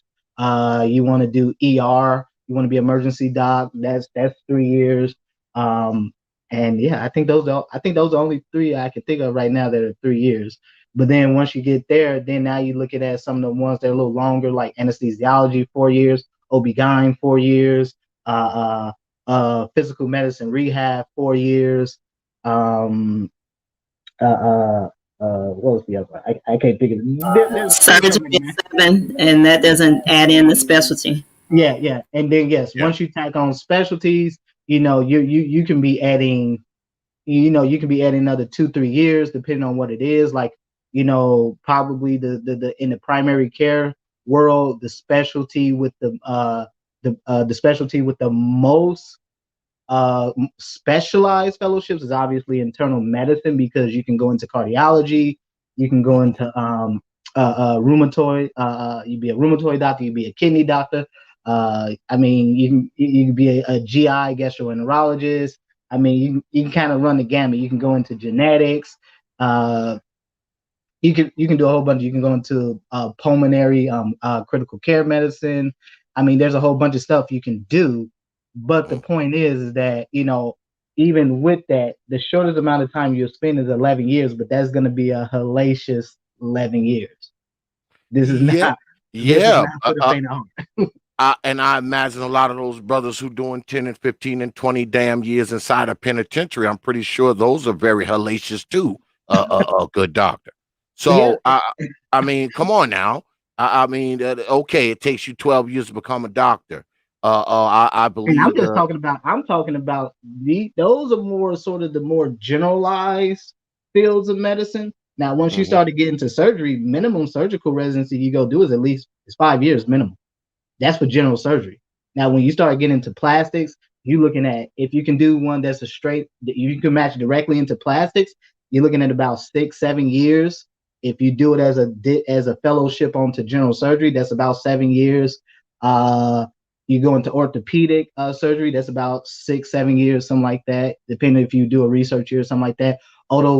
Sub surgical specialty like otolaryngology, that's about 6 years. But then a lot of folks, the ENT docs, like doing plastics, or they go into head and neck cancers and stuff like that. That's another 2, maybe 3 years of fellowship. So now you're looking at another 8. So you're looking at a total 8-9 years of fellowship, residency plus fellowship on top of the 8 years you just spent in school. So you can see how quickly these years of study add up. And so again, for a lot of folks, they see that and it becomes daunting. But please bring the article back up. I know we got sidetracked because I kind of.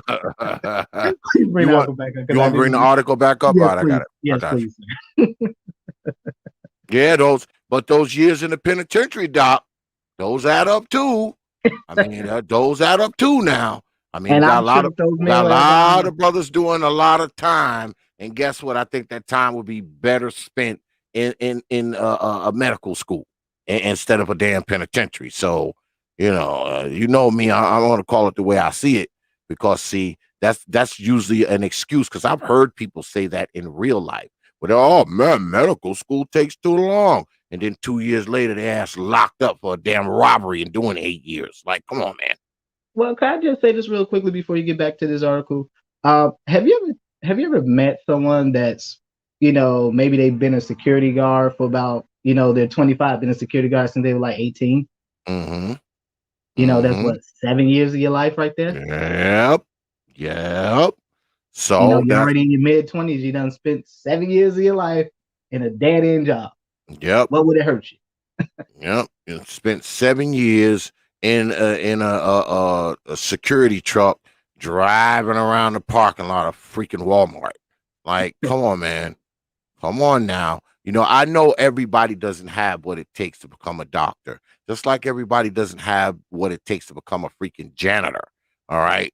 But I mean, you know, you would think that at least proportionate to our population, you know, at least somewhat proportionate to our population, there would be physicians and doctors and MDs and whatnot. Because I talked to Dr. Yaya about these things, man, and you know, she talks about it too. You know, there should be more brothers into the medical field, man. I mean, you got, you know, because a lot of them, man, they can catapult right into it from the military, but first, I guess they would have to go there. Um, I It's possible. It's not quite as straightforward, but the mhm, problem with doing the military route, again, because like I say, I was military. I started out as an Army medic, and again, they do have a special program for Army medics, and I believe Navy corpsmen as well. But I know for sure Army medics, they have this program for Army medics because the military has its own medical school. Is in Bethesda, Maryland, called the Uniform Health Services, something. I can't remember. It's kind of a long name. But the point is, they have their own medical school, but you have to be commissioned as an officer. So either mhm, you can go through their pre-med program as a medic in the U.S. Army, for example. Go through their program. You can take the MCAT, apply to their school, get accepted.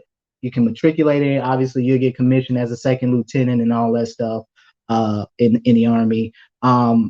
Now, you could do this as a civilian as well. You can apply as a civilian, but you would still have to join the military. You have to be commissioned as an officer. Obviously, you'll be commissioned as a second lieutenant or whatever it is, depending on whatever branch you're going into. But the point is that, yeah, there's a way to do it through the military. Now, the problem is, if you're doing it as a medic, you still have to take the ASVAB test.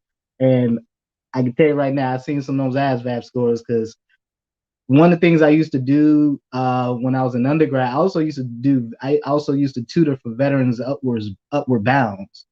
mhm, So anyone's not familiar with that program, that's like basically a program that helped veterans get up to speed. So many of them just coming out of active duty service, so they haven't been in school in quite a while. So many of them, if they were to take a college entrance exam, they would test at college level for, like, let's say, like the English reading part, but it's like the math and the sciences where they're testing, at a high school, almost at a freshman, sophomore level high school.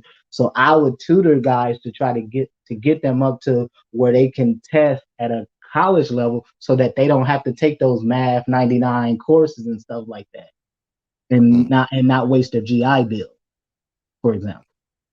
But Wow. yeah, but that's something we can get into later. But please continue with it. Yeah, I'm gonna go ahead and read this article, and then I'm gonna let Lady Shonda do her presentation. All Okay. right, we'll read this article, then we'll jump to Lady Shonda. All right, should have hit the wrong damn thing, y'all. My bad. Yeah, it says here, this info furnished by the good Doc Phoenix himself from the AAMC. It says black men make up less than 3% of physicians. That requires immediate action, says leaders in academic medicine. This article is written by someone called Stacy Weiner. All right, she's a senior staff writer, and we're going to go through it. It says, from systemic racism to economic disadvantage, black men face numerous obstacles in their path to medicine. At the AAMC's annual meeting, 3 who succeeded shared their stories and their insights on how best to pave the way for others. Antoine Haywood, PhD, grew up as the son of an undocumented immigrant who had a 6th grade education. Stop!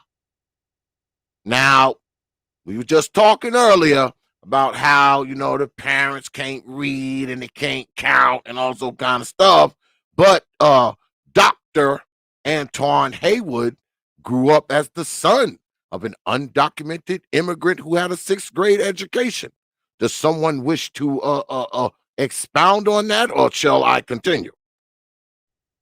No, I don't think there's nothing that needs to be said. Okay. Please continue. All right.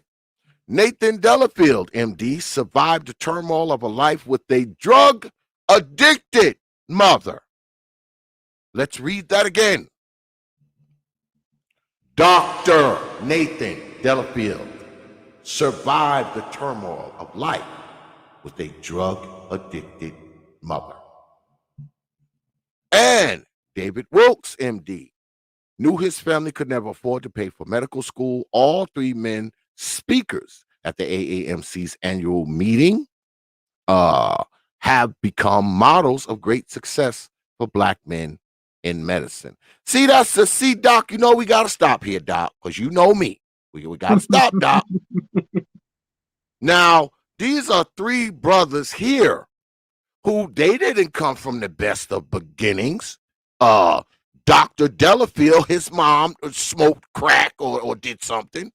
Dr. Haywood, documented immigrant, okay? Undocumented immigrant, I'm sorry, who had a 6th grade education, but somehow he managed to become a doctor. Then last but not least, Dr. Wilkes.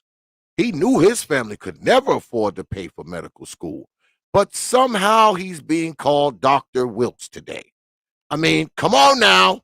Because sometimes we kind of veer, all right? We kind of veer into the old land of excuses for Black folks every now and then. So I want to keep that out of here, because see, whenever somebody talk about, oh, well, Black people, they're not able to, I will refer you back to Dr.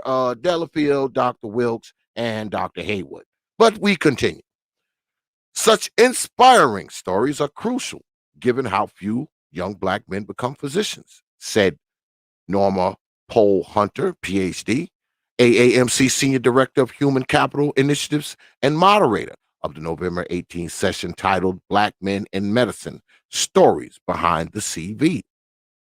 Pohl Hunter pointed to the AAMC's 2015 report, Altering the Course, Black Males in Medicine, which revealed that the number of Black men enrolled in medical school actually decreased between 1978 and 2014, Negroes. Most recent AAMC data show little improvement. The percentage of Black men in medical schools has increased only slightly since 2016. Now, with the two pandemics of COVID-19 and continued acts of anti-Black violence, we experience a strong call for solutions to advance change, Pohl Hunter said. But wait a minute, hold up, stop. What does the acts of anti-Black violence have to do with people going to medical school? Exactly. They lost me there. I'm lost. I'm lost there. I'll leave my comments. You'll give me a What does that have to do with anything, Doc Phoenix? But anyway, we continue. Each of the speakers offered insights on how to promote positive change for Black men in medicine, told their own stories of setbacks and success, and answered questions from listeners seeking guidance. Here's some of what they shared. Antoine Haywood, see the brother there? That brother is the son. Is that the son of the undocumented immigrant? Yeah. PhD, seeing beyond the scores. One recent story lingers in the mind of Antoine Haywood, PhD, Assistant Dean of Student Affairs at Indiana University School of Medicine. He described a promising fourth-year student who had no academic issues in medical school, but then experienced a little trouble on a pivotal Step 2 board exam. Haywood sat with the young man as he nervously awaited his test results. I couldn't help but notice this person's entire success had been boiled down to a three-digit score, Haywood recalled. And when the man finally learned he passed the exam, got teary-eyed and hugged Haywood. It felt like we were brothers, he said.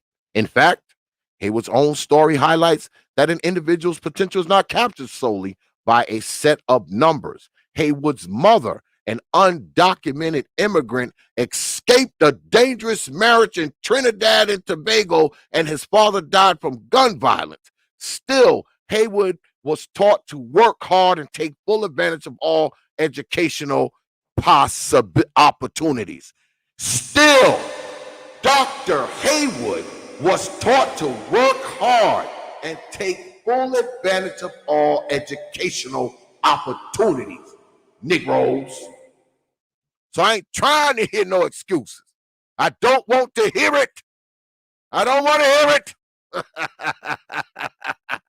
But we continue. Haywood grew up in Los Angeles, told listeners the uncomfortable experience of starting graduate school in Kansas. Where he arrived with 2 suitcases, a clear sense that he was part of a tiny minority. The experience taught me it's so important to learn how to navigate any space you go into, said Haywood. Adaptability and perseverance are among the many unmeasured forms of capital that Black men offer medicine, he added. It therefore makes sense to reimagine how we assess students to account for their entirety of what they bring to the table. Once students enroll in medical school, institutions ought to support them holistically, going well beyond academic advising, Haywood said. Doing so requires checking on several crucial areas, including psychological safety, financial barriers, and whether or not they're even eating a couple of meals a day, he explained. This is the thing. I listened to this brother's story, and all the stuff that we hear, that oh, it's hard and your grades got to be this, that, and everything else. But somehow the good Dr. Haywood, he went through a tough time too. His father gunned down his mama, 6th grade education. He obviously was struggling throughout his young life. All right. Struggling through his young life. But somehow he managed to make it through. So I'm not trying to hear the damn excuses, man. I mean, but see, these are brothers that are interested. All right. These are brothers that are interested in medicine, right? They're interested in it. So if you have brothers that are interested in medicine, they're going to go full steam and try to make it happen.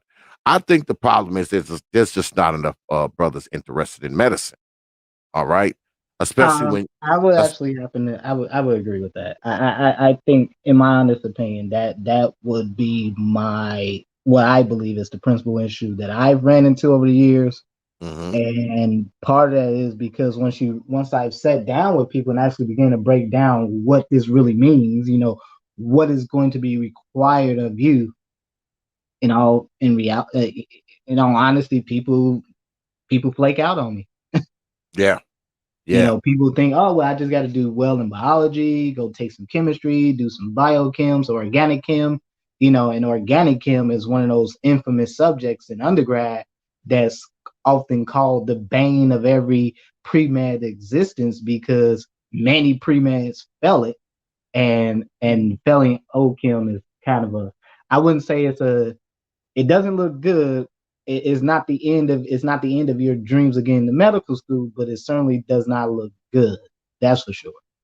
But you can always there's other ways to get around that, and I talk to folks about that, how you get around that. And probably one of the best ways to get around, especially if you're undergrad, which is why I talk, like I haven't talked about it on your panels enough, but doing research in undergrad is such a critical thing, especially if you can get into programs like McNair, or if you're at a major university, they usually have some undergrad research fellowship that you can get into. But typically you have to have relationships with professors that generally you're a good student. They'd be happy to take you on and mentor you and stuff like that. But I mean, those are probably some of the best ways to get around, because many medical students don't have undergrad research when they're applying, especially if you're applying directly before you graduate from undergrad. By the time most folks graduate, they don't really have research experience, which is why so many which is why most pre-meds now are taking these gap years to do research. So like I was saying earlier, you can do research through the NIH. They have post-bac programs. You can find other ways, get involved with research projects, with professors in your program after you graduate, assuming you got a good relationship with them. There's a whole bunch of ways around that. But the point is that, yeah, in my opinion, I run into consistently. I'm not finding black males who are really interested. I mean, really interested and really want it. Like, above all else, can you see yourself doing this? This is something that are you willing to get out here in the middle of a snowstorm and say, I'm going to show up for lecture today? Yeah.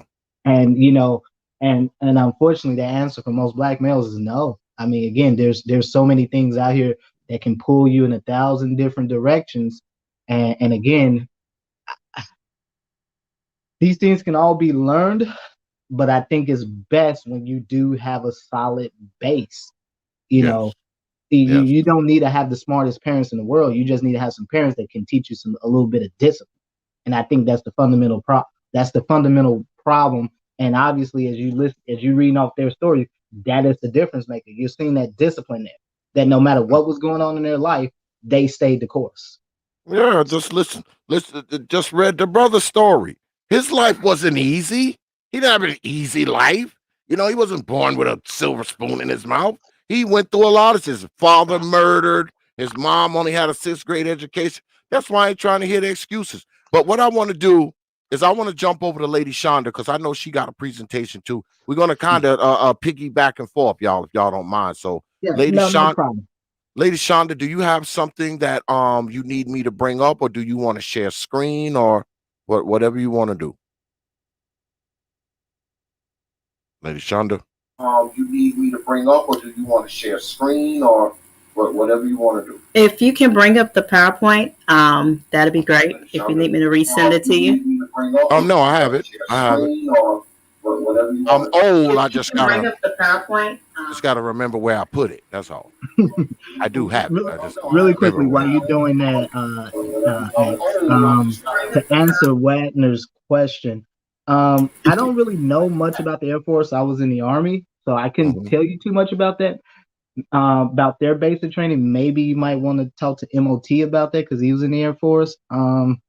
I know there's a few other brothers in the space too that were in the Air Force, but I know for sure MOT was there, so maybe you can talk to him about it. But what I would recommend as some general advice to all folks who are going into the military, the first thing you need to do, you need to find out where the hell your nearest goddamn whoever's responsible for your education. Usually they have some NCO in your unit that's responsible for your education. So if you want to get college credits, get college degrees while you're in, which I strongly recommend, you let them pay while you're on active duty, assuming you're active duty, and then you can save your GI Bill for grad school or even whatever you want to do with it. But my general advice to you would be find whoever's your nearest education NCO. Talk to them, tell them what you're interested in, and because all the military has partnerships with the University of Maryland, with a number of schools where you can do your courses online, and they're very very accommodating.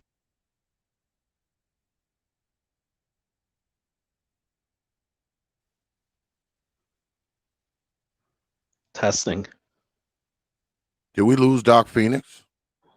Doc Phoenix? I think we might have lost him. Can you guys hear me? just I'm heard- sorry. Yeah, we can hear you now. I'm hear you so now. sorry.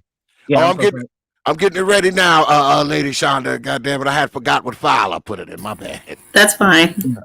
My bad. Yeah, no. Well, I was just saying. I don't know if Wagner heard that, but basically, my best advice to you would be find whoever's your education NCO and talk to them about taking courses. Utilize your time to take as many college credits as you can while you're on active duty. Save yourself the time and the money. Do not. I'd much rather you do it while you're on active duty, so you can save your GI Bill if you decide you want to go into a graduate program or a doctoral program or wherever the case may be. Oh, you coming in with a bachelor's? Are they paying you? Are they paying off your debt? Are they paying off your student loans? I hope they paying off your student loans, because I wouldn't sign up if they wasn't paying off your student loans. Yeah, that sounds about right. I would. And then we lost Doc again. He must be in a bad area or something. Doc? Doc Phoenix? I don't know why I keep doing that. Let me leave and come back. I'll be back. Okay, I'm gonna go ahead and let Lady Shonda get started then. Lady Shonda, and that's you, huh? Damn, you got a lot of letters behind your name, Lady Shonda. You got half the alphabet behind your damn name. God damn it. It's just credentials. Go ahead. So this is my first time officially presenting on YouTube. Usually I'm presenting on a different platform, so I may need some assistance with sharing the screen. Okay. Please let me know if you all have any issues with my audio or echoing or anything. But I'm going to try to go through this as quickly as I can, because I'm sure people may have some questions or want to continue to interact. The way I presented this was from the standpoint when I'm talking to high school age students or individuals that are interested in the nursing profession, but more so those that are prior to college or pre-college. So the way I titled it, Nursing: An Endless World of Possibilities, because the profession is so many things you can do within it. The next slide, as far as what is nursing, outlines what the definition of nursing is. And this is according to the American Nurses Association, which is one of the largest professional organizations for nurses in the United States.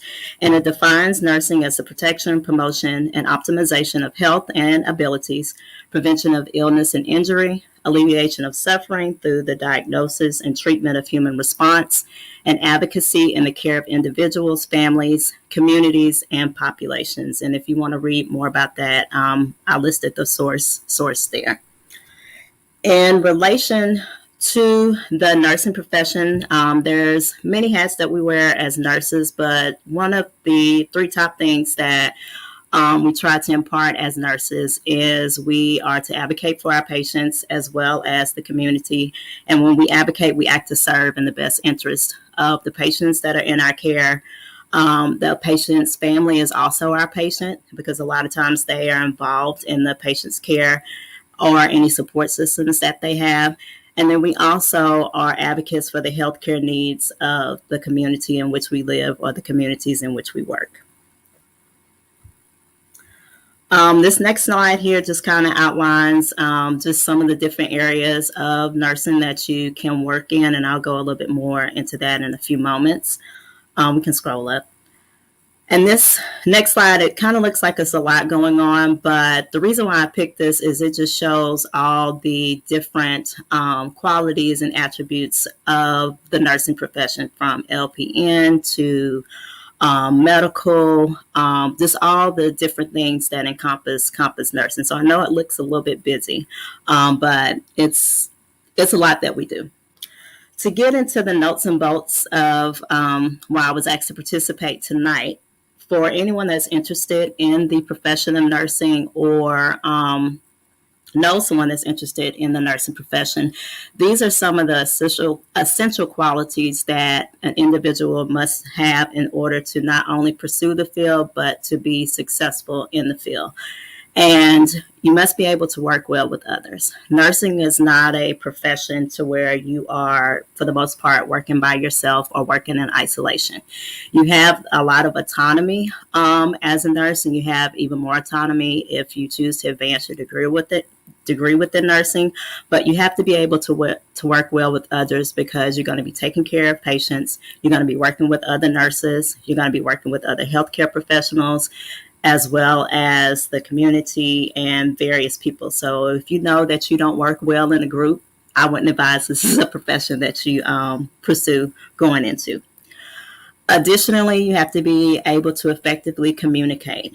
We're taught a lingo or a special language getting into the medical field, and you have to be able to communicate that properly and effectively in the nursing profession as well as in the medical profession in general, because you are communicating to your patients, you're communicating to your colleagues, you're communicating to the community. When you're taking care of a patient, whether you're checking their blood pressure, giving them an immunization, telling them about the medications that they're taking or that they're being prescribed, educating them on preventative disease. You have to be able to effectively communicate that, and you also have to know how to meet that patient at the level that they're at. Additionally, you must be able to provide compassion, empathy, and support to a patient in times of need. As nurses, we take care of individuals across the lifespan. So you have nurses that take care of women that are pregnant. You have midwife nurses. You have nurses that take care of pediatric patients, school-age patients, adults, as well as individuals that are older or those who have terminal illnesses or at the end stages of life. So you have to be able in this field to provide compassion, show empathy, support, and understand that patient as well as their family experience. Lastly, an essential quality that you need to be in this profession and be successful in this profession is you have to know how to be flexible. Nursing and healthcare is constantly changing. It's going to continue to evolve with the way the world is changing, especially with so much advanced technology that we already are experiencing and that we will continue to experience. So you have to be able to be flexible and adapt in those situations. If you get too stubborn-minded to where you're not able to adapt, then this is a profession that you may not find a lot of satisfaction in, or you may not want to continue to work in. So if we look at, someone that's interested in becoming a nurse, how would they go about doing that? The next slide kind of outlines from the standpoint of, I made this slide from the standpoint of someone that's that's around middle school, high school age. While you're in high school, you want to take 4 years of English. You want to take 3 to 4 years of math, including algebra and geometry. You want to take 2 to 4 years of a science, which includes biology, chemistry, physics. Computer science is also recommended, and we can change that recommended to mandated because everything is computerized now. Social studies, 3 to 4 years, and a foreign language, 2 years also helps and is highly, highly recommended. The reason why I listed that there is because these are going to give you your core foundation.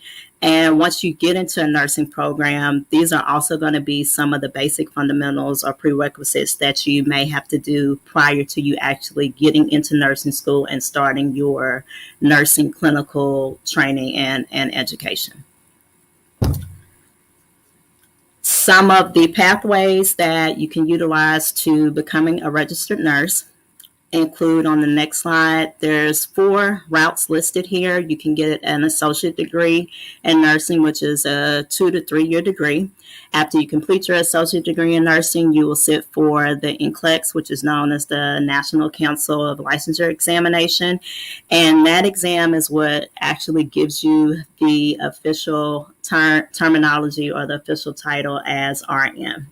Some states allow you prior to you taking this exam to work as what they call a pre-nurse or a graduate nurse, or the terminology is different depending on where you live.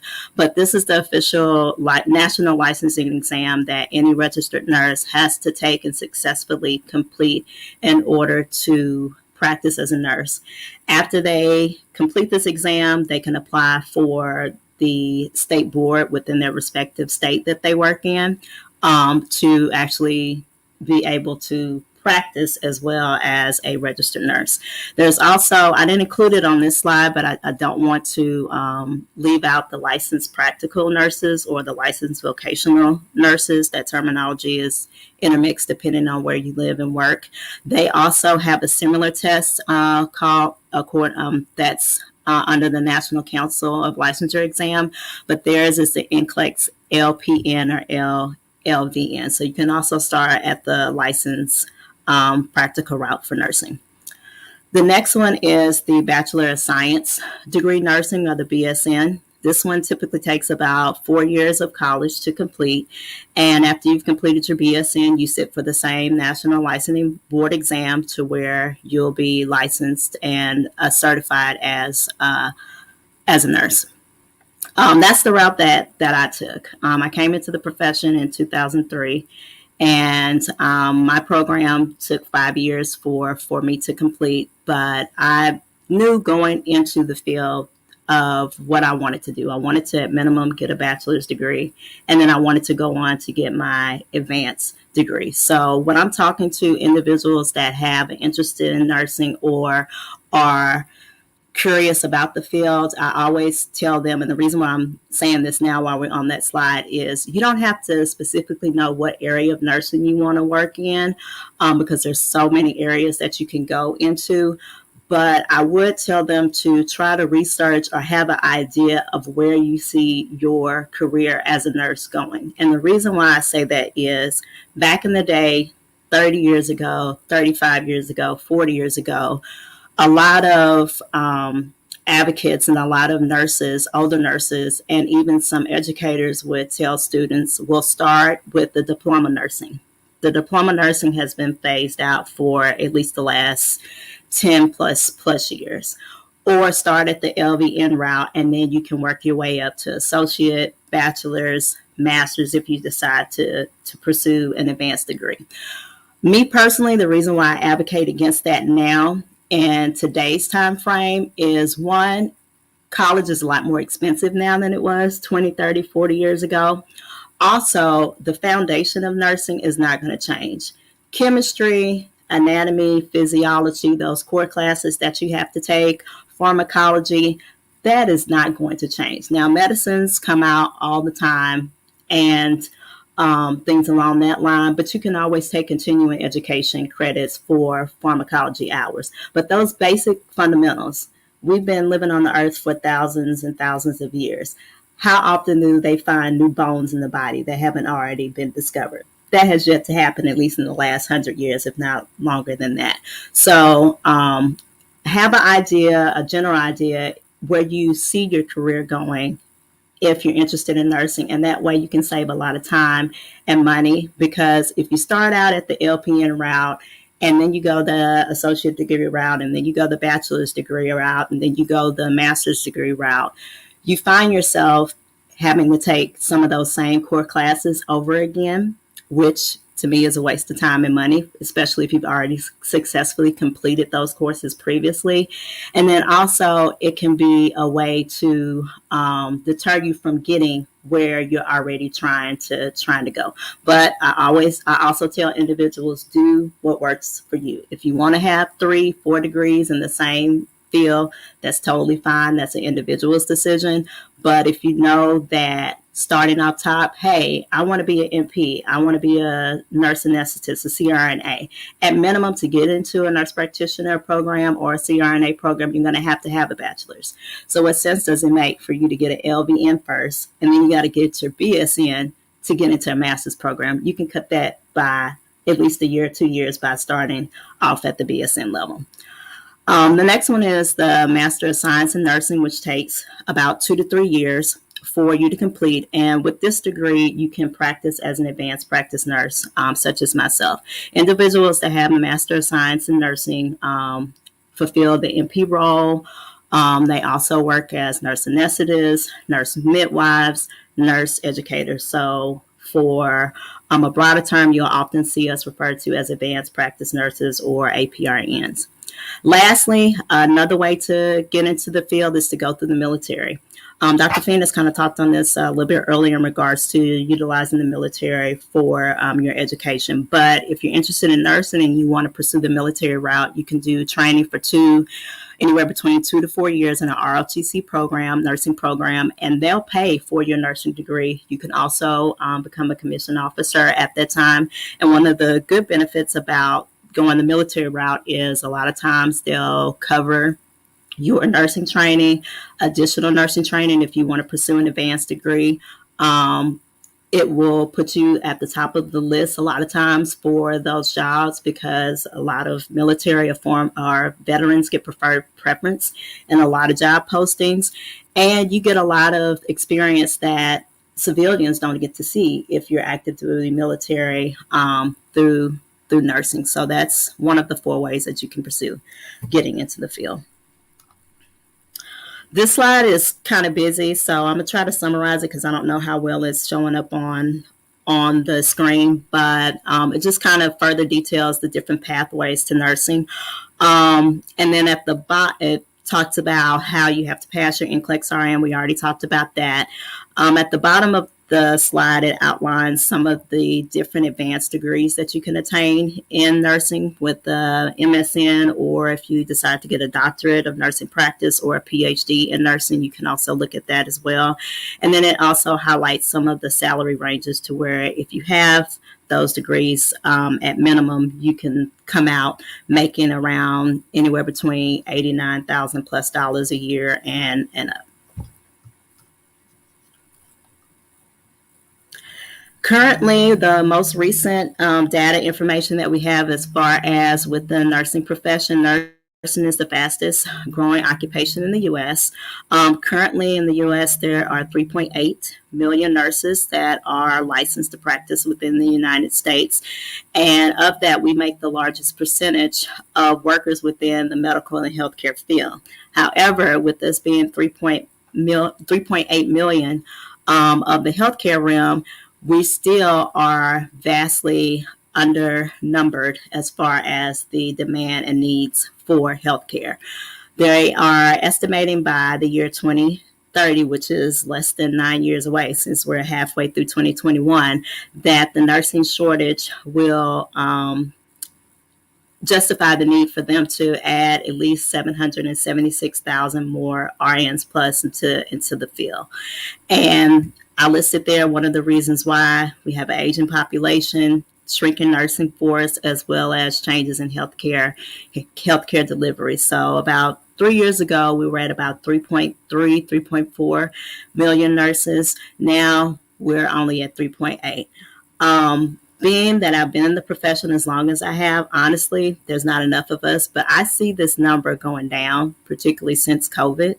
A lot of nurses and a lot of medical professionals got burned out within the last year, and that's not factoring what they were having to deal with prior to COVID. So if you're interested or you know someone that's interested in the profession and they are willing to put in the time and the effort to get that degree, there will be a job out there waiting for you in your respective area that you live in or you want to move to, because there's such a need and demand for nurses.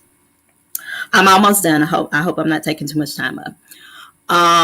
Some of the surprising things you'll learn about the nursing profession is, as nurses, we have to know technology. With the Affordable Care Act, when President Obama was in office, one of the initiatives that they passed was that they really advocated for hospitals and healthcare systems to go from paper charting to electronic or computer charting, or what we call as EMRs, electronic medical records. And one of the reasons why they did that was for it to be easier transmission of communications throughout the healthcare system. Also, some medical professionals' handwriting is not the easiest to read. I came in the profession having to read in doctors' handwriting, so I don't really have an issue with reading charts, but nurses now in nursing school, a lot of them are trained on how to do that, because a lot of the records now are on electronic media. So you have to know technology in order to be successful in the field. And of course, they train you on how to navigate through the electronic health records and the electronic systems. You also need to lead, and I'm not going to read all of this, but one of the reasons you'll need to lead is you'll have individuals working under you, such as nursing assistants, nurse techs. The term orderly isn't really used as much nowadays, but like transporters, volunteers within hospitals, clinics, healthcare organizations. So you as a nurse will have to lead, because a lot of times those individuals are going to be coming to you for direction. Another surprising thing about the field is you can become your own boss. Nurses don't have to be confined to working in a clinic or hospital. They can work as independent nurse contractors. That's the area that I practice in within the last few years. You also have the opportunity to start your own business or collaborate with others to become a business owner. And then you can work outside the field of nurses, outside of the field of nursing. And that's another reason why I titled this presentation the way that I did, because you have so many opportunities and different areas and roadways that you can go down or through in this profession. You can work for a production team. Nurses can hold elective offices. You can practice law. I know plenty of nurses who not only are legal nurse consultants, but they have a nursing degree, but they also have a Juris Doctorate, a law degree. So it's a lot of different things that you can do within the field as well as outside the field. And this is just a short list. And one of the big important things, specifically since I'm speaking within the Black manosphere, and this is a predominantly Black male space, as well as this is a predominantly Black space, is in this profession, as well as in the medical profession in general, we can help bridge the gap between culture and healthcare. I think it's in the next slide or one of the next few slides coming up, but we're only about 23% of the nursing profession. Again, African Americans include about 43 million of the U.S. total population, but we're only 23% of the nursing population, and that's not including the number of that's not including just strictly ADOS. That's including Caribbean, African, other Afro nations and countries. So bridging that gap between culture and healthcare is really, really, really important in the medical profession, because your patients identify better when they can see a face that looks like them. Also in nursing, you'll learn how to teach. You can use your degree to teach in a nursing school. You can teach within your community at different health fairs, all types of things. And this slide kind of outlines the ethnic racial breakdown of nursing. It's kind of hard to see, but right below the last line lists about the percentage breakdown of Black or African Americans within the nursing workforce, and that percentage is around 23.6% compared to other ethnic groups. I have a few more slides and then I'll be done. Where do nurses work? And the next slide, it kind of has a little pie chart of where you'll see nurses work. The majority of nurses work within the hospital system, around 61%, but you have nurses that work within nursing and residential care areas like nursing homes, long-term care facilities or LTACs, adult day care centers, things along that line, physician offices. You have a significant number of nurses that work within government agencies or government entities, as well as health and home services or other locations. And what they mean by other locations can be if you're doing international nursing, if you're doing foreign nursing mission relief, if you're doing contract nursing in various locations. So this is just kind of a breakdown of where you can work and practice at with that degree. You don't have to be strictly confined to a hospital or a clinic. A lot of people want to know, okay, if I'm going to put all this time and effort in, how much money am I going to make? The current data that came out in regards to the average salary for a registered nurse within the United States is around $77,460. Pretty sure the comments are going to blow up, or as people start watching this after it's posted, is, well, I know nurses that make more than that. That's a low number.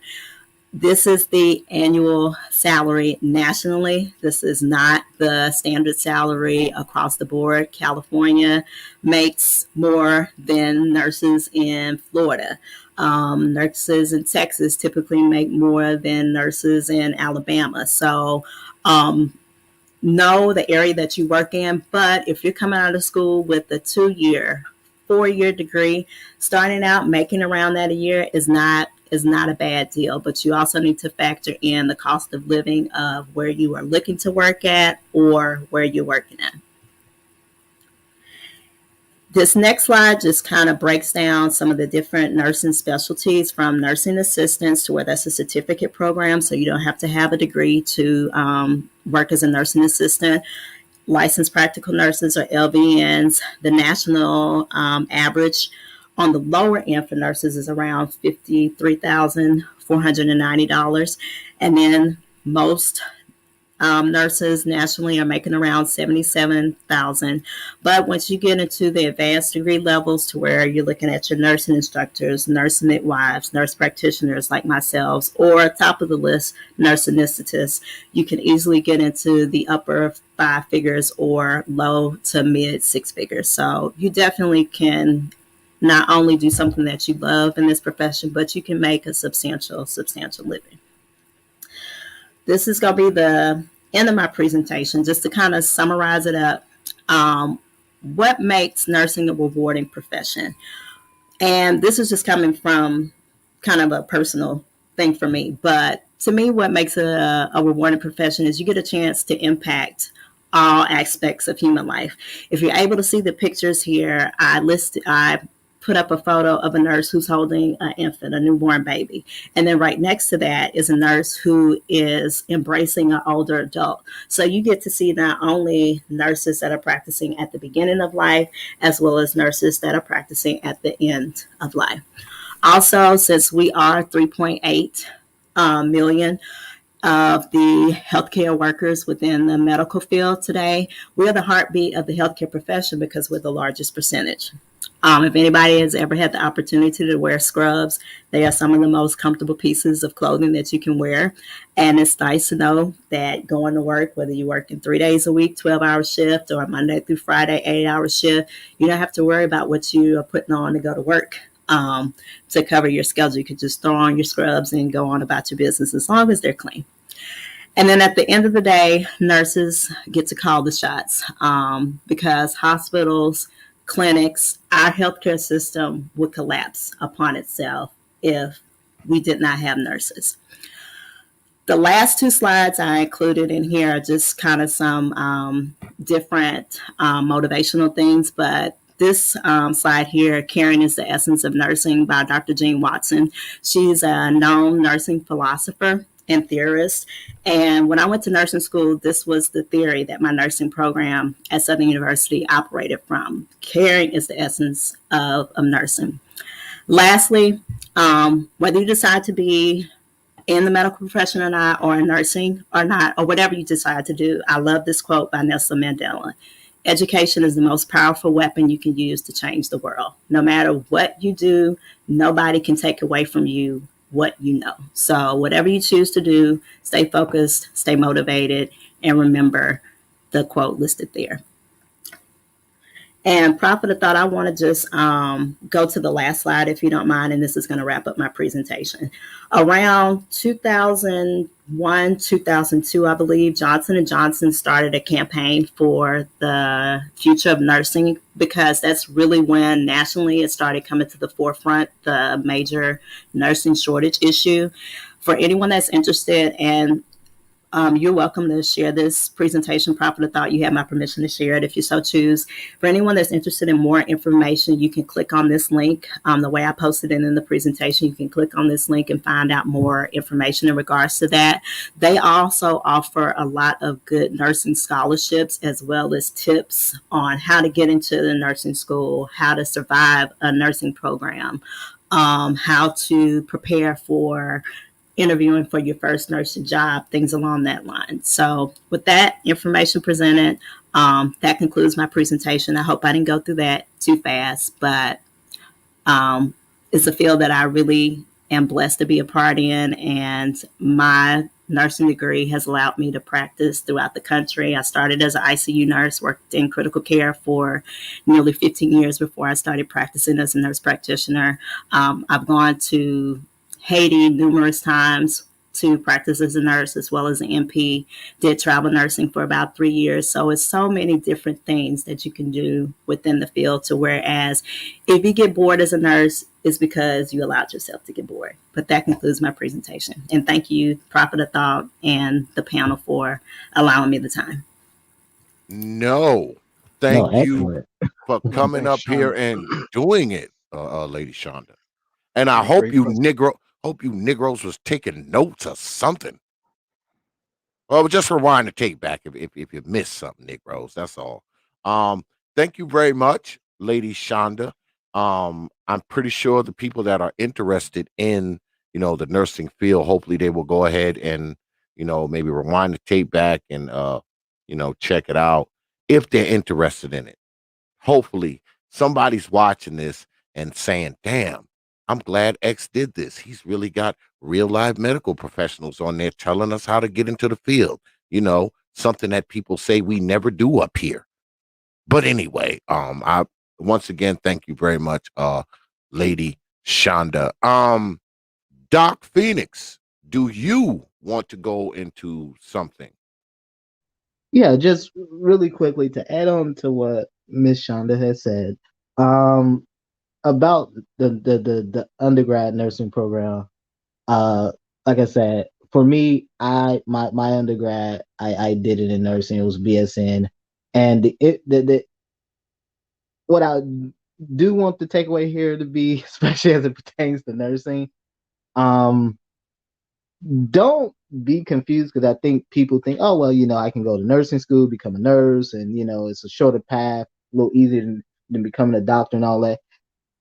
In some ways, yes, but in many ways, no.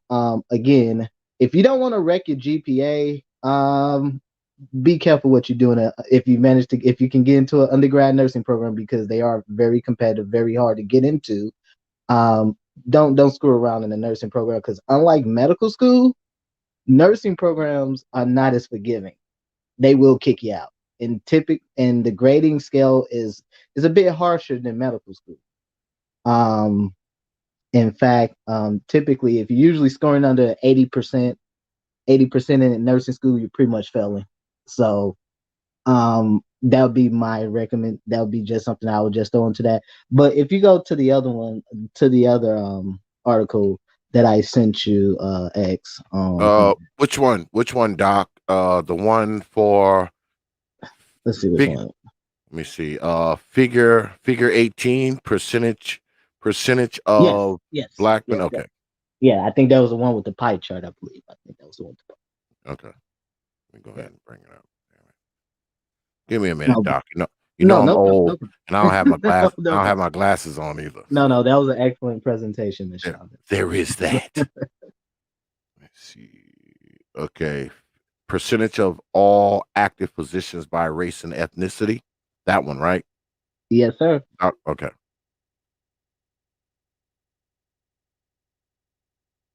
Now, again, this one is also from the AAMC. So before Negroes get to talking about the stats, this is coming directly from the governing body, the body that represents the American. Hold up, Doc. That's the white. This is the white man's data. Okay. Before, folks, try to beat me up in the comments or whatever. But, I'm not. Again, I'm bringing this, the reason I'm bringing this up, because, you have people come on your panel all the time. And I've heard, since I've been in this space a little over a year and a half now, I've heard, certainly within the last few months, I've heard a couple of panels where folks got on and they're telling you they can get you into the medical game with no degrees, as you just heard from Ms. Shonda, and you heard from myself. That is not possible. So if you listen to anybody in this space that are telling you they can get you to the medical game with no degrees, they're lying to you. Yeah. Okay. You just heard it from a young woman, a young lady here who's been a nurse for what? Well, almost 20 years now. 18 in August. Yeah. And so I've been in this for a long time. I'm telling you, I started out as a medic, went to nursing school, went to medical school. I'm telling you, this is how you get into the game. There is no other way around this. And again, I'm not saying this to sound like to be an elitist to be an elitist, but I'm just saying that, look, these are all time commitments. These are all, they're very rewarding in the end, as you heard Ms. Shonda explain in her presentation. You can go in many different directions. If you ask me, I think nursing is probably one of the best undergrad degrees you can get. because you can go into so many different directions. I know folks who've gone on, went to law school. I know folks who went on, got degrees in genetics. You know, folks obviously like me who went to medical school, folks who went to dental school, folks who became pharmacists, all kinds of things. Okay, it gives you a pretty good foundation, pretty well-rounded foundation of knowledge, not just in the sciences, not just in the basic sciences, but in the social sciences, and you get a pretty solid foundation in math as well. I think one of the things too, you end up taking in most nursing programs at your major universities, they often have you take a statistics course because you ultimately end up doing a research course while you're in undergrad. So research is also a heavy component of nursing education in modern times. So I would just throw that in there. But okay, let's get to this here. So okay. Yeah, so this pie chart right here. So this is in 2018. So as you can see, this is a chart of all active physicians as of 2018. So you had the largest chunk in orange, the 56.2% is white. Then you have hold on, I'm trying to see that. Oh yeah. The second largest percentage. Excuse me. I'm sorry about that. Yep. Got a little mixed up. It was a little blurry on my screen. But anyhow, the second largest percentage are Asians at 17.1%, and then you're looking at the 13.7% is go back up just a little bit. X a little bit more. Okay. You want me to read it out, Doc? You want me to read it out? Yeah, I don't know. It looks it was so blurry. I'll read it. I'll add my spin on it. Okay. Yeah, For some reason it's kind of blurry on my screen. I don't know why. This shows the percentage of active physicians by race, ethnicity among active physicians. 56.2% identified as white, 17.1% identified as Asian, 5.8% identified as Hispanic, and 5.5% identified as Black or African American. Note that the race for 13.7% of the active physicians is unknown, making that the largest subgroup after white and Asian. So the next largest group is a category known as unknown. We don't know what they are. Are they Martians? Like most likely this is probably a combination of folks who were brought into the country. A lot of times, again, you have about a third of your practicing physicians were educated in other countries. They were physicians in other countries. They came to this country on J visas, and so yeah, wow. That's probably what that 13% is representing. And most likely. And we don't know what they are. Yeah. but if you go back, if you see that, so the two things that stand out here is one, the abysmally low rates of black people that are physicians, but two, the number of Asians, which is a little more than 3 times that of blacks. Mm-hmm. Now, this is where the rubber meets the road here. Again, so you're saying about 17.1% of all practicing physicians are Asian, and Asians currently they constitute somewhere around 8-9% of the total population right about now. But yet they're about 17% of the total practicing number of physicians. But however, if you were to look at the number of matriculating students, you would see that somewhere between a third to around 45% of them are actually Asians who ultimately are applying and matriculating into medical school. So at least a third of them are applying and matriculating into medical school. And why this number should stand out to black folks? Because one major reason. One, black folks have been in this damn country far too damn long. to have numbers that are so abysmally low. Two, you don't. There's an investment that has to happen to create a physician, for example, to create medical professionals in general, but certainly for physicians, because of the process to become a physician is just so long and strenuous. And there has to be sort of this indoctrination process that has to happen. And these are things that happen in childhood and in those adolescent years, and really, really in childhood.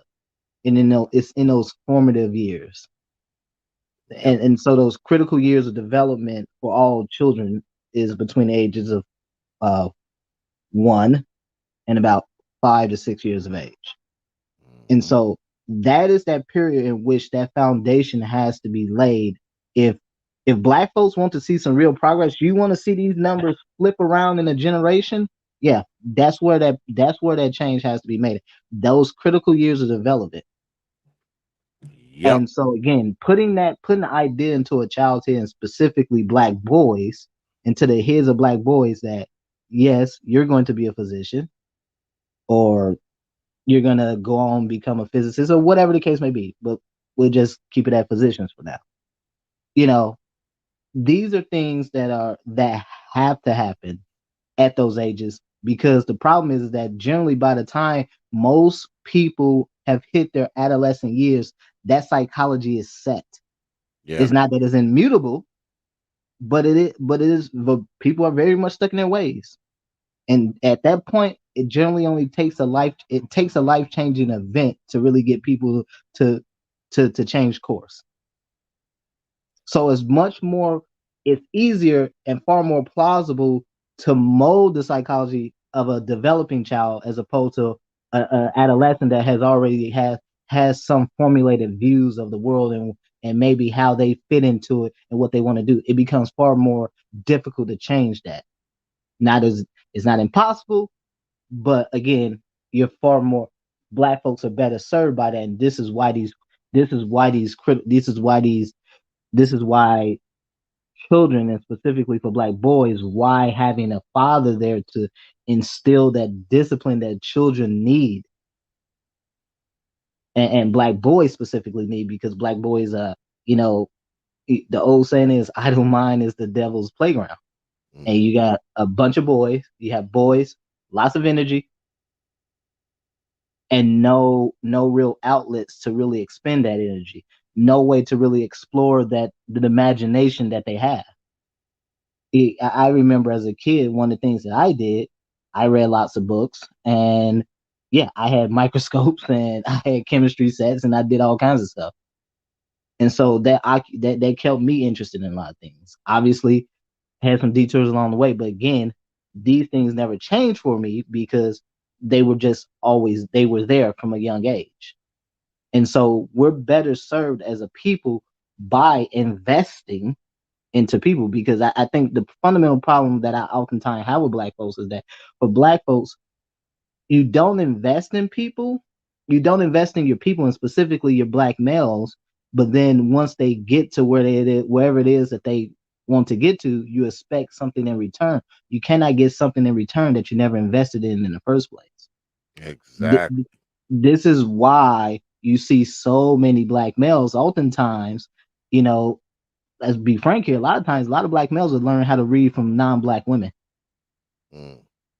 And I mean, again, I'm not saying it as a dig or nothing, but I mean, I think we need to be really honest about tackling the real issues that are going on here. Certainly the issues as it relates to Black males and the underachievement that is occurring among Black males and has been occurring for probably the better half of this generation.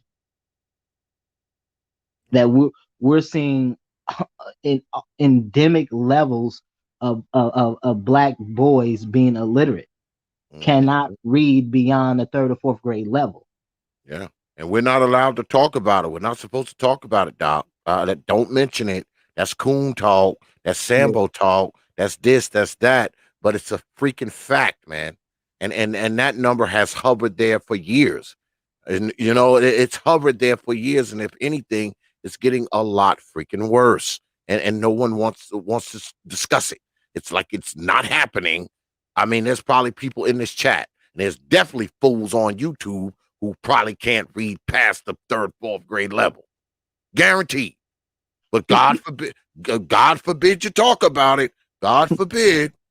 Man, come on, man. It's just well, let me ask you, Doc, and I'll ask Lady Shonda too. Mhm.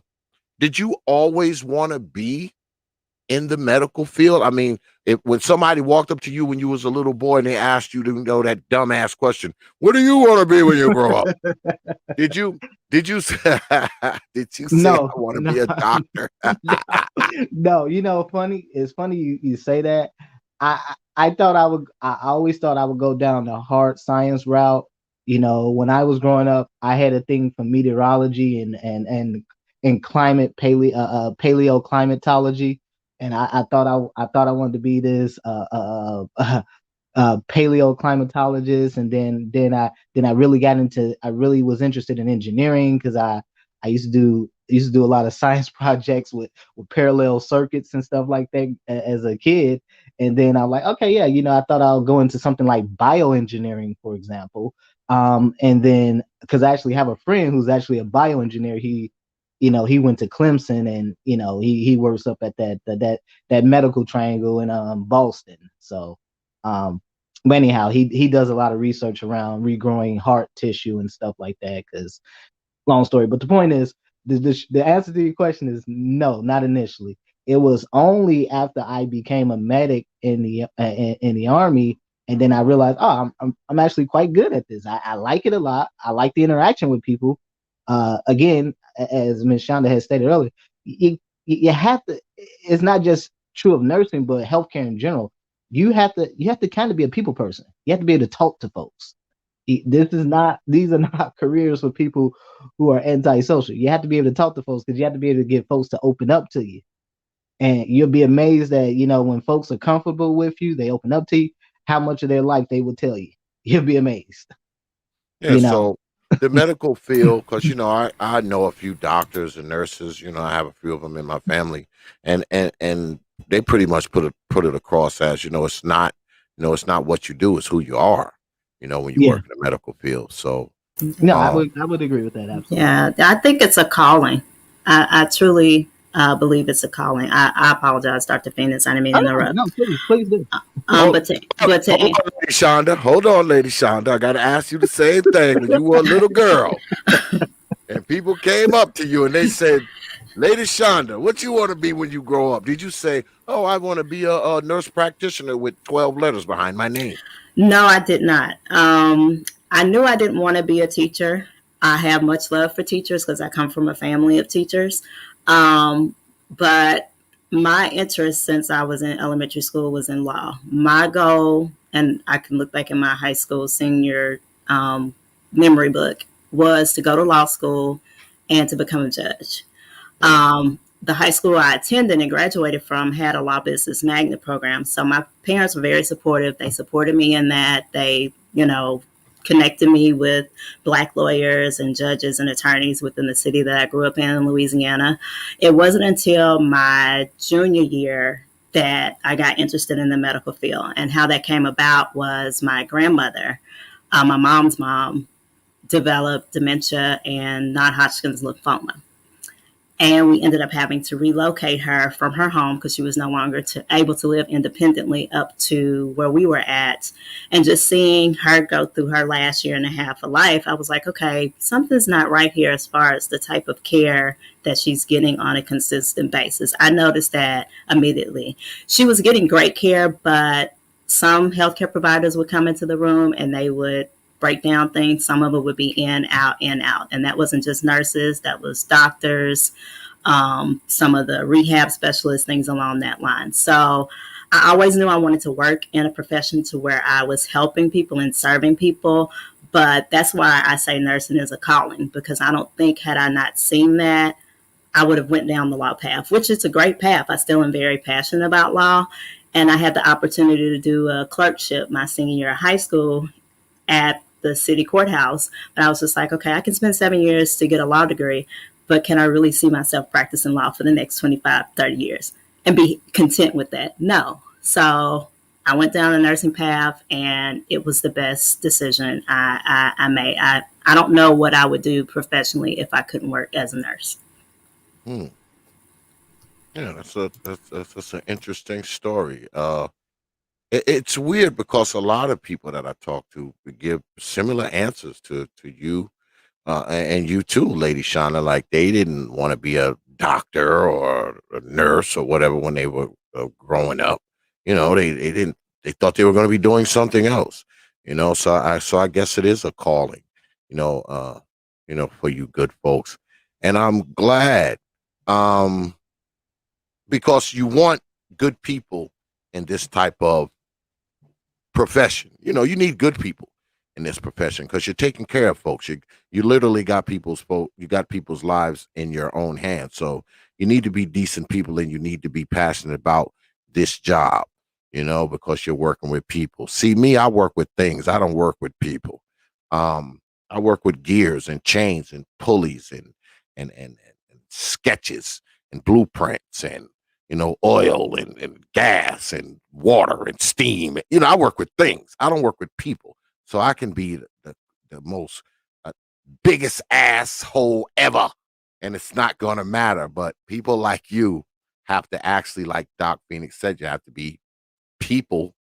So, I'm thankful that is folks like the good Doc and Lady Shonda out there representing Black folks in such a way, man. Because y'all are good examples of Black folks in the medical field, man. And hopefully tonight, man, some people will look at this and say, hey, if Lady Shonda can do it, Doc Phoenix can do it, and the good Dr. Haywood, whose father was murdered and his mom was an immigrant with a sixth grade education can do it. Maybe I can do it too. Can I just say one quick thing before you go ahead, Doc. answer this? Because to add on to that question about what really put me on this path to go to medical school, the funny part was it was actually when I was in my last year of undergrad. I was doing this. I was doing this internship. I did it was like a 10, 11-month internship. But anyhow, the email that you put up earlier that was talking about the program with TSU and Meharry Medical College, the guy that I mentioned earlier, he was the one that reignited that drive for me to go to medical school. It was him. Because when I first met him, and this is when before he became one of my primary mentors. It was, I had told, like, yeah, I was doing a nursing program, and he said, well, why not medicine? I said, yeah, I thought about it, and he said, well, why did you stop thinking about it? And I didn't really have an answer. I don't know. I just at the time I didn't pay for my undergrad degree. The VA paid for it. So, and at the time I was just like, well, VA offered this to me, and so they were paying for it. Hey, I already had the grades, I had the classes, so it was just pretty straightforward. And he said, well, come. He said, well, here, come to my office and come meet with me. And next thing I know, I'm signing up. He having me sign up to be one of his tutors, for his veteran upward bounds program. And then I'm meeting some of his other friends that are doctors, and then I get kind of plugged into this whole network. And then next thing I know, I'm applying. I'm doing McNair, and I'm applying to medical school a couple years after that. And so, again, it was one of those things where yeah, to Shonda's point earlier, yes, that sometimes all people need is a push. I think also sometimes you have to have that raw material there, but you also have to have this drive. There has to be something that's innately there. It's not just enough to say, hey, can you do this? And yes, it helped a lot to see that, yeah, I have this older Black male, he's retired, but then I got a chance to meet his kids who are both flight surgeons in the military. And so, again, that made a huge difference, because initially my plan was, hey, I was gonna go get a PhD. I was already looking at PhD programs in genetics, and I was looking at some in and bioinformatics and stuff like that. And so I was like, okay, I was cool with that. But then, that it was that chance meeting, that talk, and it put me on a completely different path. And so I say, being able to see another brother as a physician, and also as a military veteran himself, and that made a huge difference. It really did. That put me on the path to medical school. That reignited that fire, if you will. Well, I wanna ask both of you a question, but more so Lady Shonda, because you're in the medical field, Doc, and you said that you started out nursing, right? I guess I want to ask. I guess Lady Shonda would probably be more suited to answer this. When it comes to brothers in nursing, is there some type of stigma there where I'm a man, I can't be a nurse, I don't want to go to nursing school because I'm a guy. Does that exist? It does. I think it's gotten better though over the years. When I was in nursing school, it was brothers that I studied with. Those were my study partners. And of those, one of them is a CRNA, a nurse anesthetist. So when on that graph we were talking about the nurses that start out making $158,000 a year, the brother's way over that. The other one's a hospital administrator, and the other one is also two of them are nurse anesthetists, and one of them is a hospital administrator. So when I was in nursing school, it wasn't as many, but I think that stigma is still there. But I think it's gotten better. Because from what I've seen while I've been practicing nursing, men add a different aspect to the nursing profession. I would always get offended as a female when I would hear some nurses say, well, let's just call the male nurse to help lift this heavy patient. That's not what that man is here for. He has a license just like you, and he has a job to care for those patients. But I think they bring a different level of compassion and understanding to the field that some women don't embody or don't have. You also have instances to where some patients feel more comfortable with a male nurse versus a female nurse, or vice versa. So the stigma is there, but I think it has vastly improved since when I got in the profession, at least from my viewpoint. I can tell you my personal experience. The school I went, the university I went to, I was the only black male nursing student in my program. So yeah, it was a PWI. I was the only black male in the program, so I kind of stood out. However, it also helps being a veteran and already having a medical background as an Army medic, so it helped quite a bit. So, but yeah, you do get those things where, yeah, especially when you're out there in practice, folks want to help you lift the 300, 400-pound patient. Yeah, that's pretty common. But I will also say too, it, being a nurse also opened a lot of doors as well, because for me, my professor, the one who wrote my who helped me, who did the main mentoring for me when I was in McNair, it was actually her and one of my professors that taught my the OB-GYN course that I had in nursing school. She was the president of the chapter of the National Black Nurses Association, and so she invited me out to a meeting, and one of her friends was actually the chief nursing officer for one of the hospitals in my area. And she was the one that said, well, you know what you want to do, what area you want to go into. I said, yeah, I thought about critical care. She said, are you sure? I said, yeah. She says, well, send me an email. I sent her email the next morning.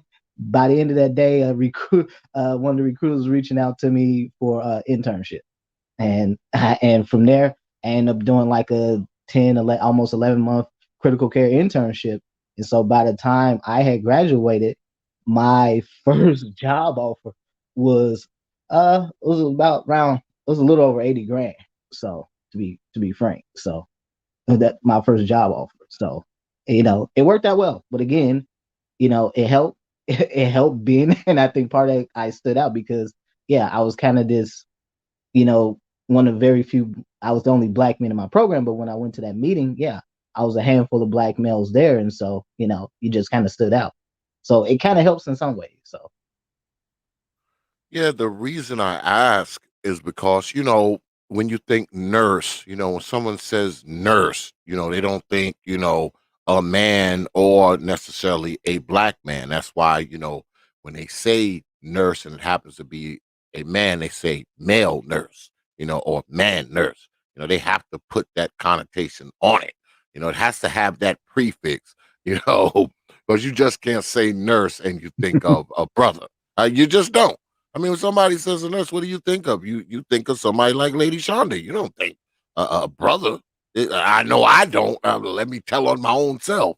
If you say, "Oh, go talk to the nurse," when I walk down the hall, I'm expecting to see a woman down there, not freaking some dude. I mean, that's just what it is, man. That's the truth. I mean, yes, I would agree that stigma. I mean, I would agree with what Miss Shonda said. That stigma is still there. Yes, has it gotten better over the years? Yes, it has. I think ultimately what changes that is that when you start to see more men really understand just how lucrative the profession is, what you can do with it, how you can use it to leapfrog into other areas. You can go into, I know nurses who've gone into tech, nurses who've gone across the, just about every other discipline you can think of, that you generally will probably find a nurse there, for example. It is, like I said, it's a very diverse set of skills and education you get as a nurse. And so, yeah, it's very good. Like I said, I used it. It certainly helped me. It looked very good when I applied to medical school. It definitely helps. Certainly having a lot of healthcare experience that the vast majority of medical school applicants don't have. Most medical school applicants then say, well, yeah, I've been in critical care for a few years. They can't say that. On top of the fact I was a military medic who had been in Iraq. That's just something a lot of medical school applicants can't say. So a lot, it is that. But then too, I don't think a lot of folks understand, black males don't understand that once, can you imagine being 24, 25 years old, you just walked out of a BSN program and your first job might be paying you $75,000, $80,000 a year. That's a hell of a lot more than folks, even with folks with graduate degrees, would probably be making. And that's not including overtime. Yes. And that's not including the bonuses you get if you work nights, because most new nurses tend to start working at nights. I started out at nights, which wasn't a problem for me because I was I'm kind of a night owl anyway. I'm kind of used to that.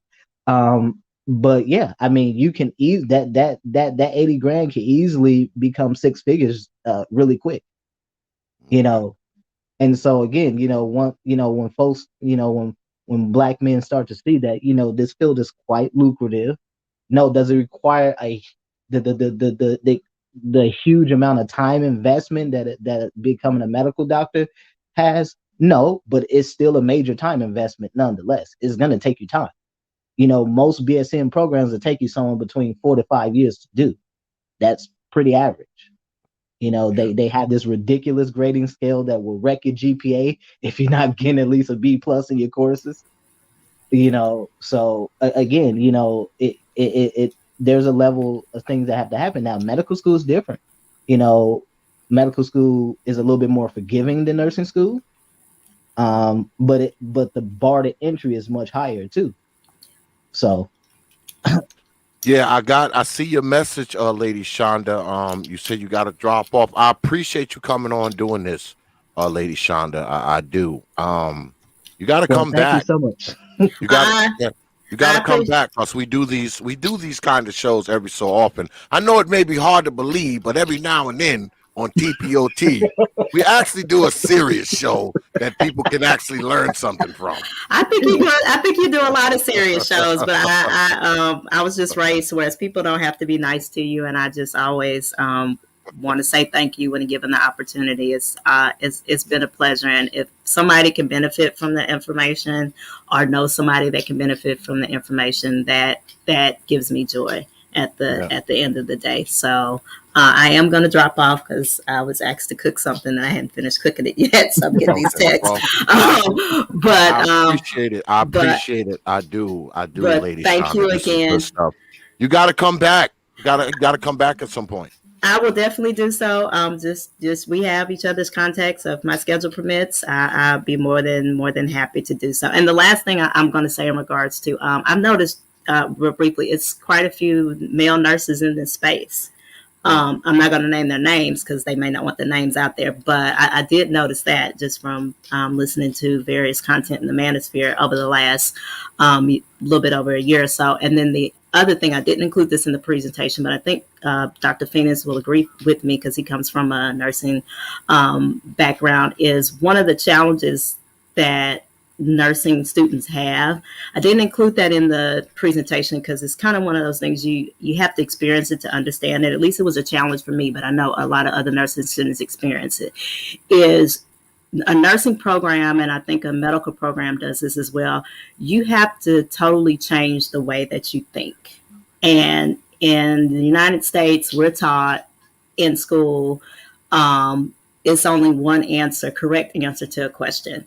In nursing school, it's not like that. And my first semester of nursing school, that threw me for a loop because it's like, okay, all of these answers cannot be correct. What are you talking about?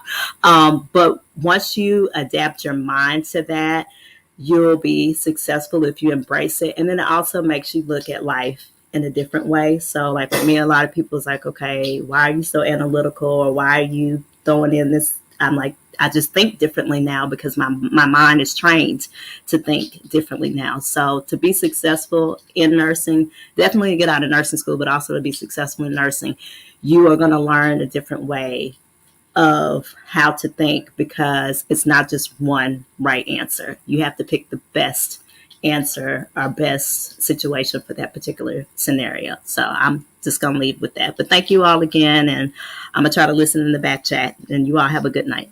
All right. Peace. Thank you so much. Peace, Lady Shonda. Good stuff tonight. All right. Have a good evening. You all too.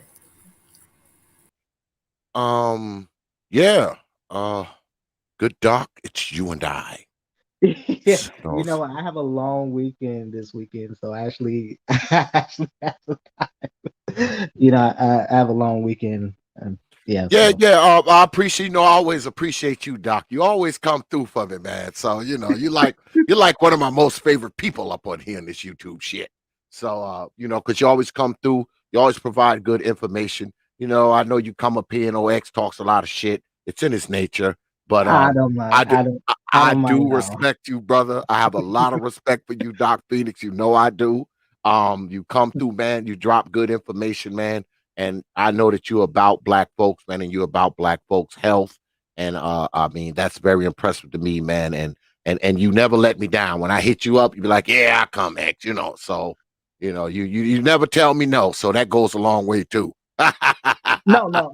Again, the one of the big takeaways I would like from tonight's discussion and presentations was really that was one the PowerPoint that Miss Shonda did, and two that screenshot, that email that I sent you that we started out with. That encompasses the problem right there. Yeah. Where I've of course I've said this on your panels before that we have an issue with Black males applying.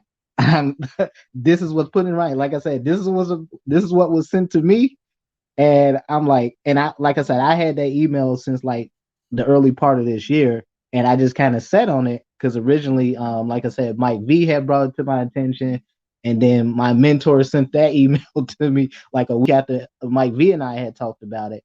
And I was just like, I'll be damned. Yeah. I mean, and you know me, I see that kind of stuff. I'm like, come on, man. Come on, it can't be this bad, can it?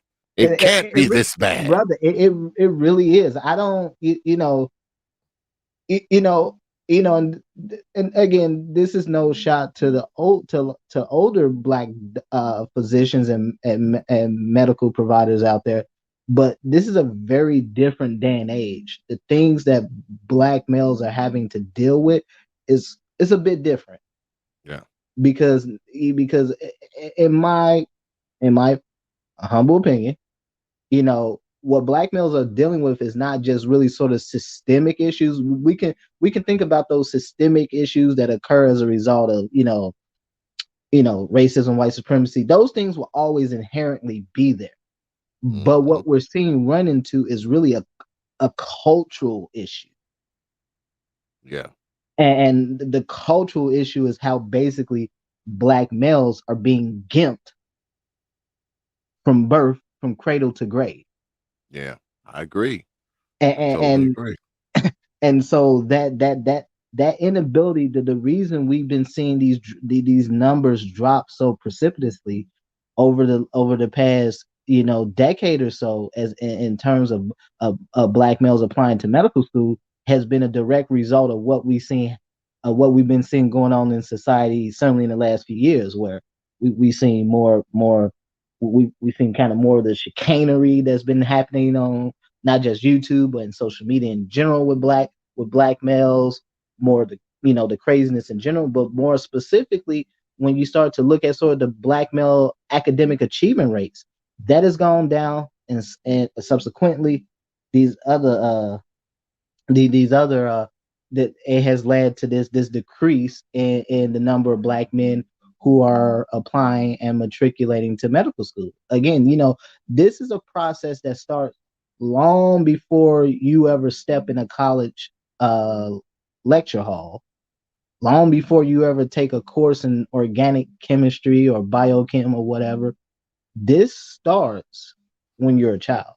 Yeah, this starts before you even step into a damn Head Start or kindergarten. Absolutely. Starts then. Absolutely. Starts then. And this is where the rubber meets the road. I mean, obviously, we can turn this around in a generation, but this requires some real introspection by black folks. And again, I know, and I'm not gonna go on a tangent here because we already know what's been going on for the last 24 hours with Bill Cosby, and all this stuff. And I'll say as much because I heard your comments with Dale Bernard rally, and I agree with what you said. Oh, you were listening, huh? I heard your comments, and I agree with, because the fundamental problem is that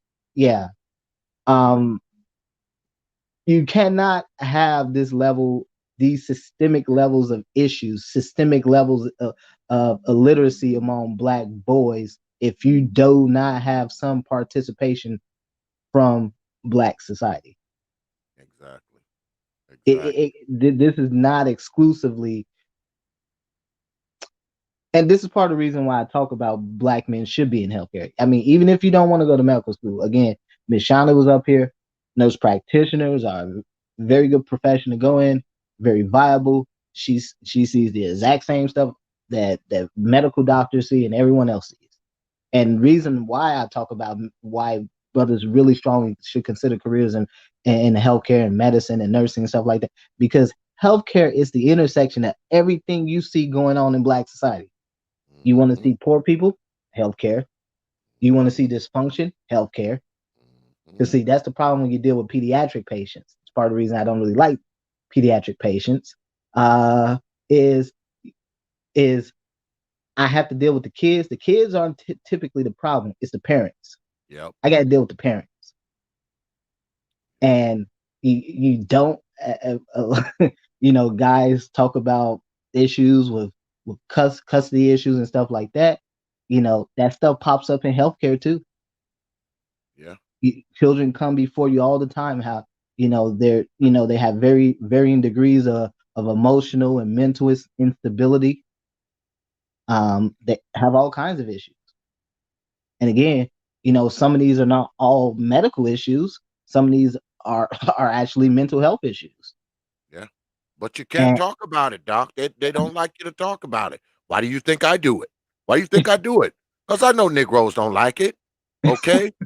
But just because you don't like it doesn't mean it's not true. Doesn't mean it doesn't exist. See, we think we can, and I don't want to keep you on here too long, Doc, but you know how I think. You've been around me a while up on these YouTube streets. We think that we can just deny these problems out of existence. Like, come on, man. We can't deny these things away, Doc. We can't. We can't deny them away or ignore them away, because that's what we've been doing for the past 30, 40, 50 years, just trying to ignore them away, deny them away, pretend it doesn't happen, or the big one, blame it on white folk. Come on, Yeah. man. No, I agree. Now, while I do agree, there are definitely things that certainly can be laid at the feet of white folks, but illiterate children cannot be laid at the feet of white folks. Hell no. You can't say it's because of white people because your kid can't read.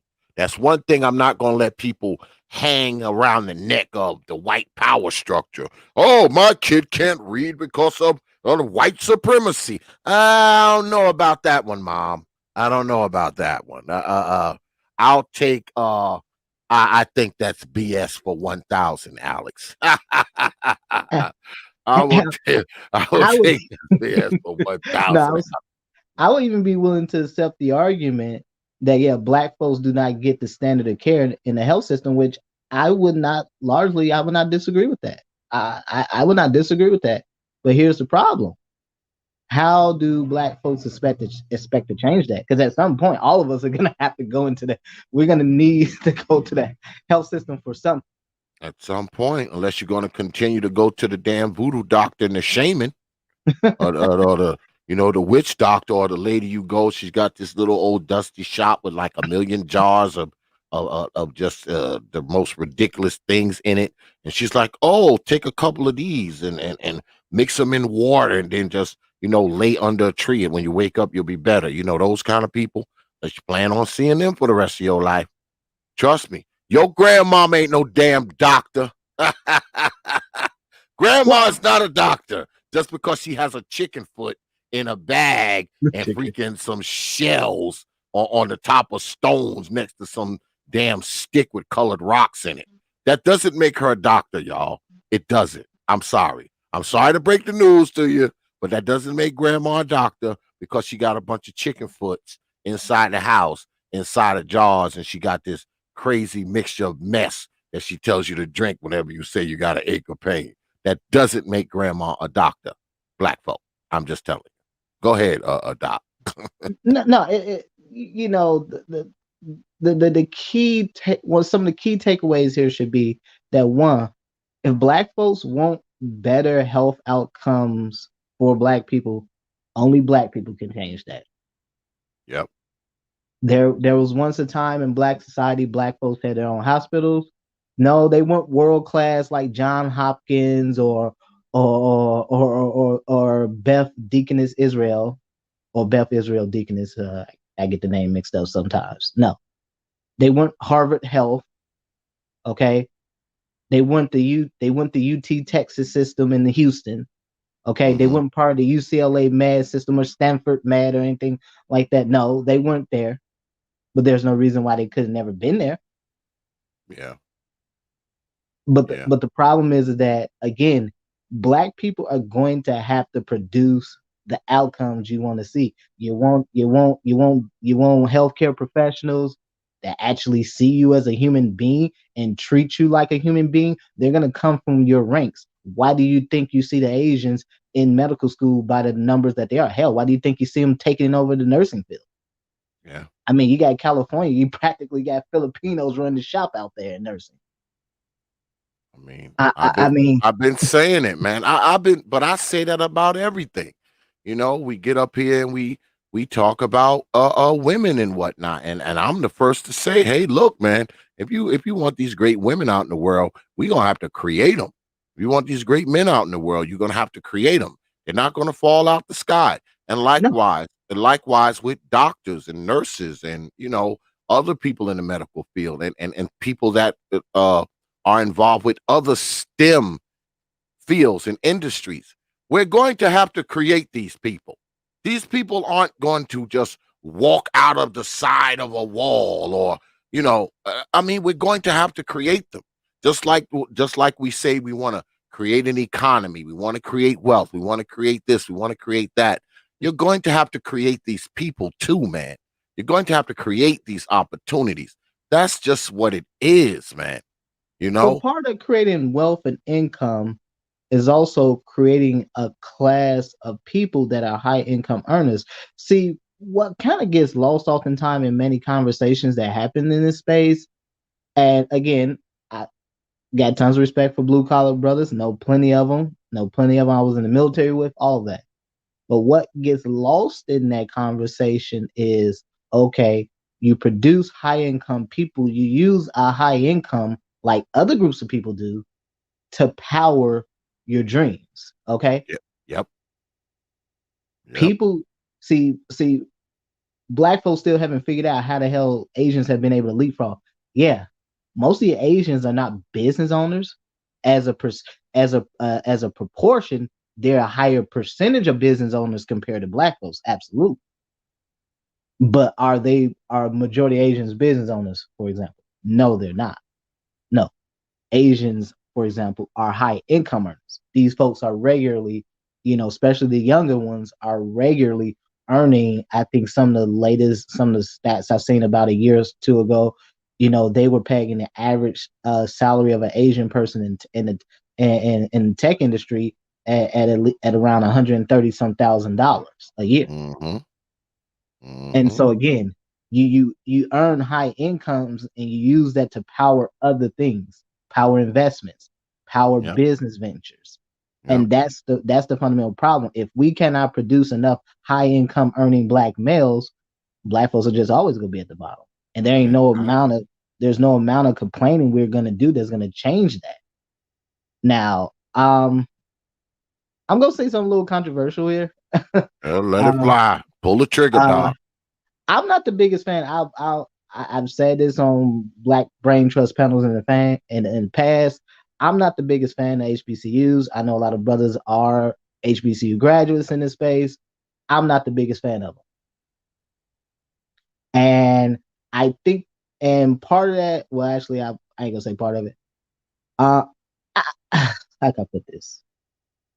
I think what we saw happen with Bill Cosby is a prime example of it. How so? One, Bill Cosby single-handedly saved the HBCUs in the 90s. Mm-hmm.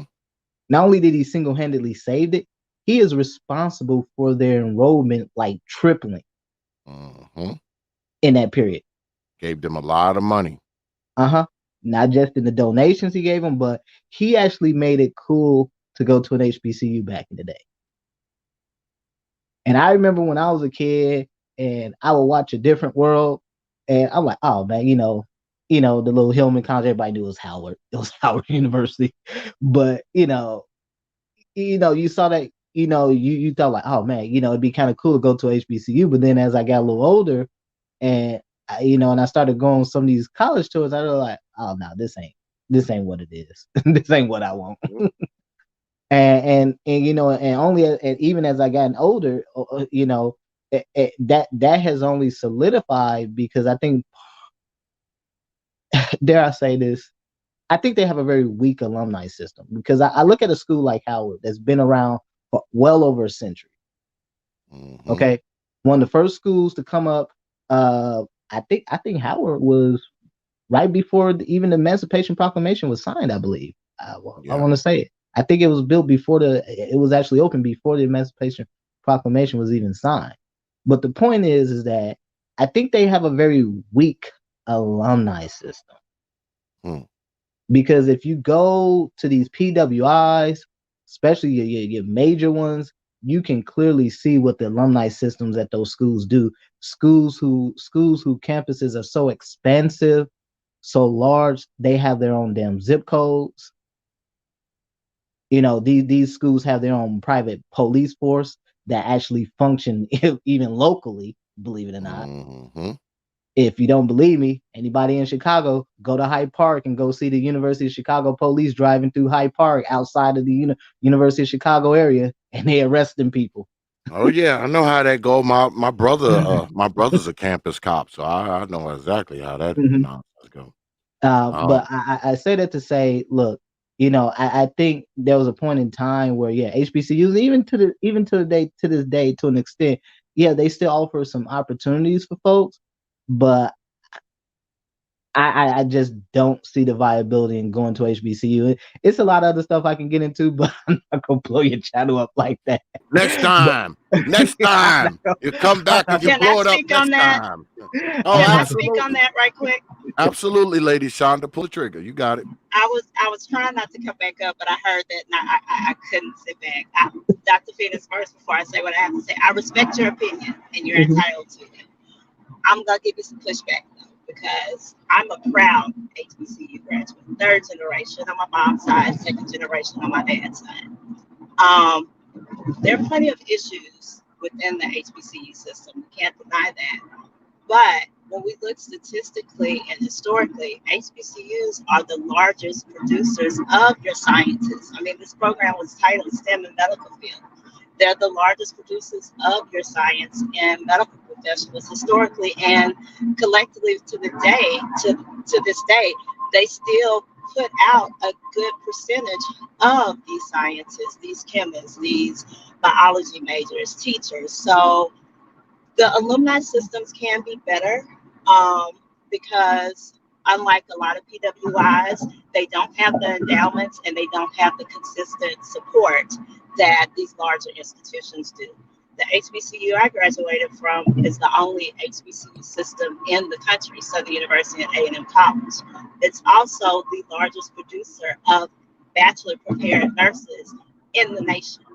So I got to give pushback when people say HBCUs aren't vital, because I know within my own life and compared to other schools that we work our asses off to get our degree and we're busting it in our respective professions. People are entitled to their opinions, but without HBCUs, you wouldn't have Barack Obama. No, he's not an HBCU graduate, but it's because of those graduates of HBCUs that Barack Obama was able to get to the level that he was at. You wouldn't have an MLK. I could go on. You wouldn't have a Felicia Rashad without an HBCU. So I don't want to sound like I'm being aggressive. It may sound like I'm being passive aggressive right now, but I get really passionate when I hear that, because HBCUs are struggling and they have been struggling and they can do better. And there's multiple reasons for that. Mismanagement of funds, non-consistent leadership. But to see it, I think the beauty of an HBCU is taking those students that come from particularly disadvantaged backgrounds to where they may not have come from the best schools. They may not have had access to those STEM labs, those libraries, those ACT prep courses. And you take a student that may enter into HBCU and they're behind the level that they need to be at an entry-level college student, but they have that nurturing environment, or they have those select few professors or even people that they go to class with that help them. And after 4 years, 5 years, 6, heck, sometimes even 8, 10, that person has done a 360 degree turn. So I think that's one of the beauty of HBCUs, because other schools will weed them out. So whereas HBCUs historically have given not only African Americans, but they particularly given disadvantaged African Americans a way to get into the middle class and to advance not only themselves and their families. I would not disagree with that. No, I would not largely disagree with that. But I think you mentioned the issue with Felicia Rashad. It's interesting you say that, because last time I checked earlier today, Howard was calling her tweets insensitive, and people were trying to get people were questioning why she's even the incoming dean of Howard University's School of Fine Arts, and they were trying to find some way to get her removed from, take her out of trying to remove her from that position, even though she's not in it yet. Two, I would expect HBCUs to graduate a high propensity, a high proportion of Black medical professionals and scientists. I would expect that they're HBCU. They're most of their population is Black, so I think that goes without saying. My fundamental problem with HBCUs has always been there's been some serious mismanagement of the issues. Now when it comes to I will say this: there's one HBCU that I think is actually quite impressive, but they don't really get a lot of credit. It's actually Tuskegee. There's a gentleman I met from there a few years back. Very impressive brother. He does cancer research. Has a consortium. Has a research consortium that he does in conjunction with that he's partnered with some other major universities here in the States and in I want to say Nigeria, I believe Nigeria as well. It was a couple countries in West Africa. I think one was Ghana and the other one was Nigeria. But the point is, and they were studying prostate cancer in West African immigrants. And but anyhow, the point is that I think Tuskegee is one of those schools they kind of gets criminally overlooked, but I think I've seen some impressive stuff coming out of there.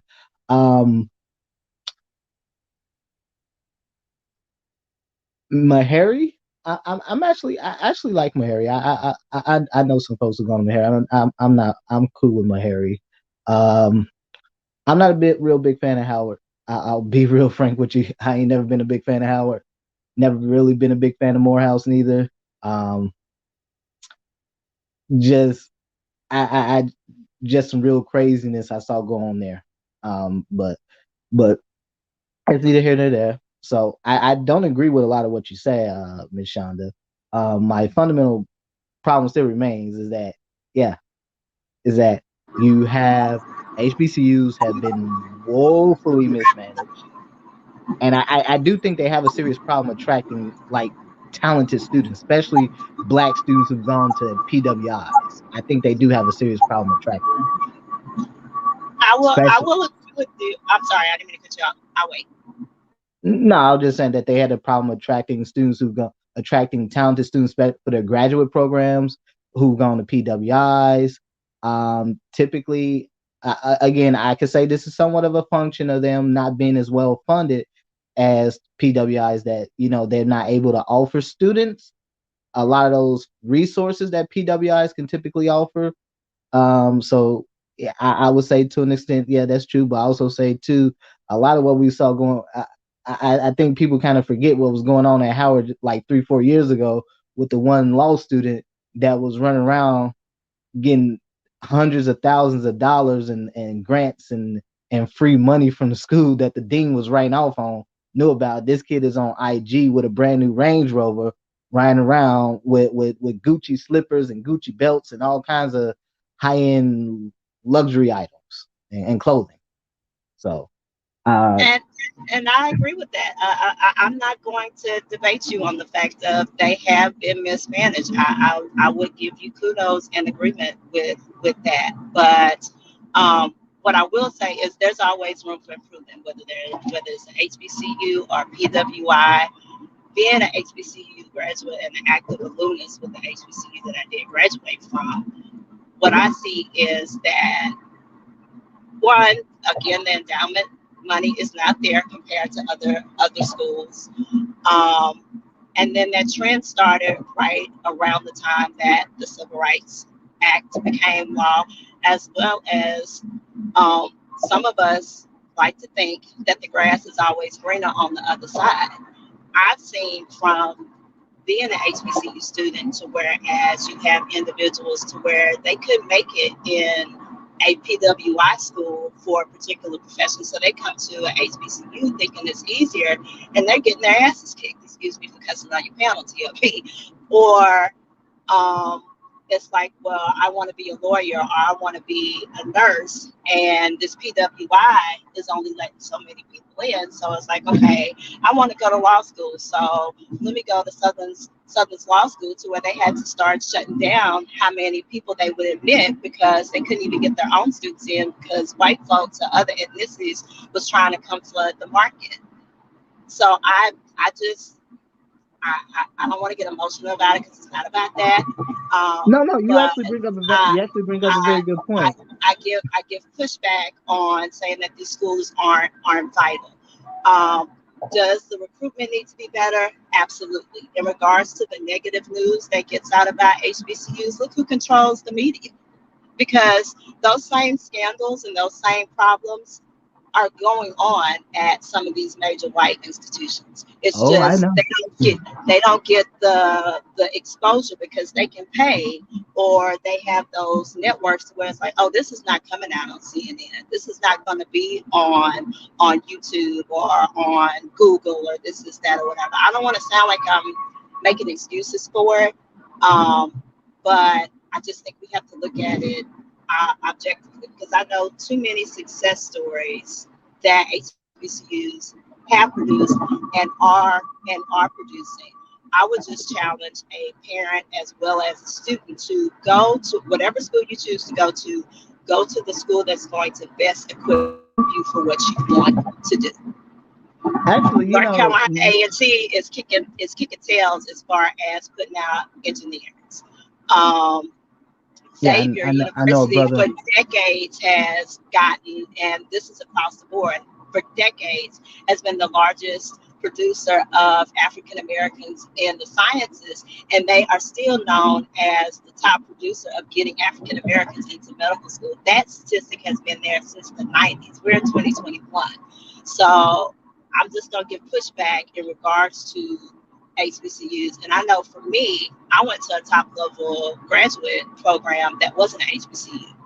And it was my HBCU education that helped me to graduate at the top of my graduate program because of the foundation I got there. But to each his own. But yeah, there's room for improvement, but I think there's multiple issues that need to be addressed. One thing I do see, and this is the last thing I'm gonna say on that because it is getting late, is we don't see enough of not only the alumni coming back to help, and that's across the board, but we also don't see enough interest in the Black community as far as, okay, I'm going to use this person as an example, Dr. Boyce Watkins. I'll listen to some of the stuff he says, but he was like, well, I wouldn't want to teach at an HBCU because of XXYZ. But how much can you offer the students that are there with their area of expertise in economics? You know what I'm saying? It's stuff like that I push back on. It's like, okay, 60 years ago, will we still be having this argument? Because most of these PWIs wouldn't allow you in, or if they did, it was just to meet a quota. I have no comment on Boyce Watkins because again, I'm not gonna blow up X's page. Oh, I've seen the whole Dr. Boyce. Dr. Boyce needs to go back to talking finances. That's all I can say. Yeah, I have no comment. He need to go back to talking finances. That's all I can say. Stick to what you know. Yeah, stick to what you know, Doc. Yeah, and I don't disagree with that, Ms. Shonda. Again, my fundamental problem still has been, I think recruiting efforts at HBCUs have been lackluster. But you actually brought up a very important point, which was what I noticed at some of these HBCUs, especially your major ones, where you had a high number of non-Black students applying for these professional programs, specifically the medical schools, and they were getting in over the Black students. That is something that doesn't get talked about. Yeah, and that's a problem. I saw this with my own two. I saw this with my own two eyes, and I'll never forget. I'll never forget the one school I visited. I couldn't believe it. I looked out there. You got about 30 of the goddamn class was white on a damn PWI. I mean, excuse me, on a HBCU. Yeah. I couldn't believe it. And what makes it even more detrimental is the fact that HBCUs don't take nowhere near the number of medical students in as your PWIs. You know, your average PWI might be taking in like 170, 180, 200 plus students. You know, a school like Morehouse only takes like 90. I think Howard's a little more, but not by much. So you think about that. You know, again, I just think I think yes, they should be producing black scholars and scientists and stuff like that, and medical professionals. But again, if your alumni system is weak because people inherently never believed in the school, never saw any real value in the school. Because when the moment I graduated, I immediately got plugged into a alumni network. I knew that they were hooking me up with guys that were, you know, running ERs and say, okay, yep, you here, you're a veteran, okay, here, come talk to me. And you know, it was immediate. You know, walk across that stage, get your damn diploma. Hey, you got a little package, you got your alumni package waiting right for you. And you already getting the emails, you're meeting with folks. Hell, I don't even think I had graduated. I don't even think I had been graduated for about a good 3 weeks before I got my first letter say, hey, you know, you ready to donate? So I mean, you know, I'll give PWIs, they, you know, they own it. They be on it. They do not mess around. They believe in those alumni networks. They keep those alumni networks strong. And I think that's part of the problem when folks inherently do not have any pride or respect where they went to, that they don't really appreciate that. And I think that's what shows up in that poor alumni network. I will agree with you on that. I mean, I think it's important to make sure that we express what the need for the alumni is and the purpose, but also to keep people engaged within as well while they're there, because a lot of people just either fall off either because they get married, they have kids, or they get more advanced in their career. So it can be a time issue. But keeping people consistently engaged is what I see. I'm only one of thousands, but again, it's always room for improvement. My concern as an HBCU graduate, being the way that things are shifting, is with the way the country is evolving. And since there has been talks that if we don't fix things within the Black community within the next 5-10 years, we may have a few decades left. Are these HBCUs going to still be able to keep their doors open as HBCUs? Oh damn! Did we lose Lady Shonda? Yeah, I think we might have. Yeah, I think we yeah, might have because lost she was kind of sounding like she was on the space station.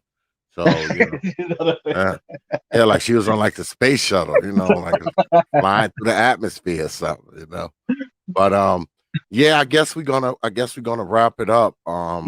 Yeah, no, absolutely. Lady Shonda, if you're still out there, I guess you can come back and give your final words if you want to. But if not, just hit me up or something. Once again, the good Doc Phoenix in the house. I appreciate you, brother. You know I do. No, absolutely, X. Like I said, you know, like if you know some folks, man, you know, you can share that with whoever you think, you know, would benefit from it. Like I said, it's just been kind of, you know, when we had that conversation a few weeks ago, and Miss Shonda had brought it up, and I immediately remembered that email I received a few months back, and I'm like, okay, let me find it. So yeah, and so the point is that, you know, again, brother, you know, you're free to share with whoever, you know, whoever you think you think can benefit from it.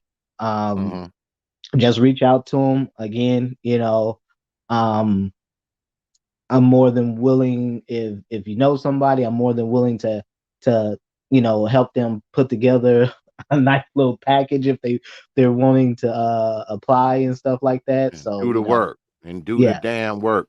I don't know many young people. You know, that's the tough part, brother. I don't know many young people. Most of the dudes I know, you know, they're around my age, or you know, maybe like in their mid-30s, and you know, most of the dudes I know are blue collar guys. You know, I have some people in the medical field, you know, in New York. You know, I have 2 nurses, 2 doctors in the family. I know one doctor. I know a couple nurses. Well, here's the interesting thing, though.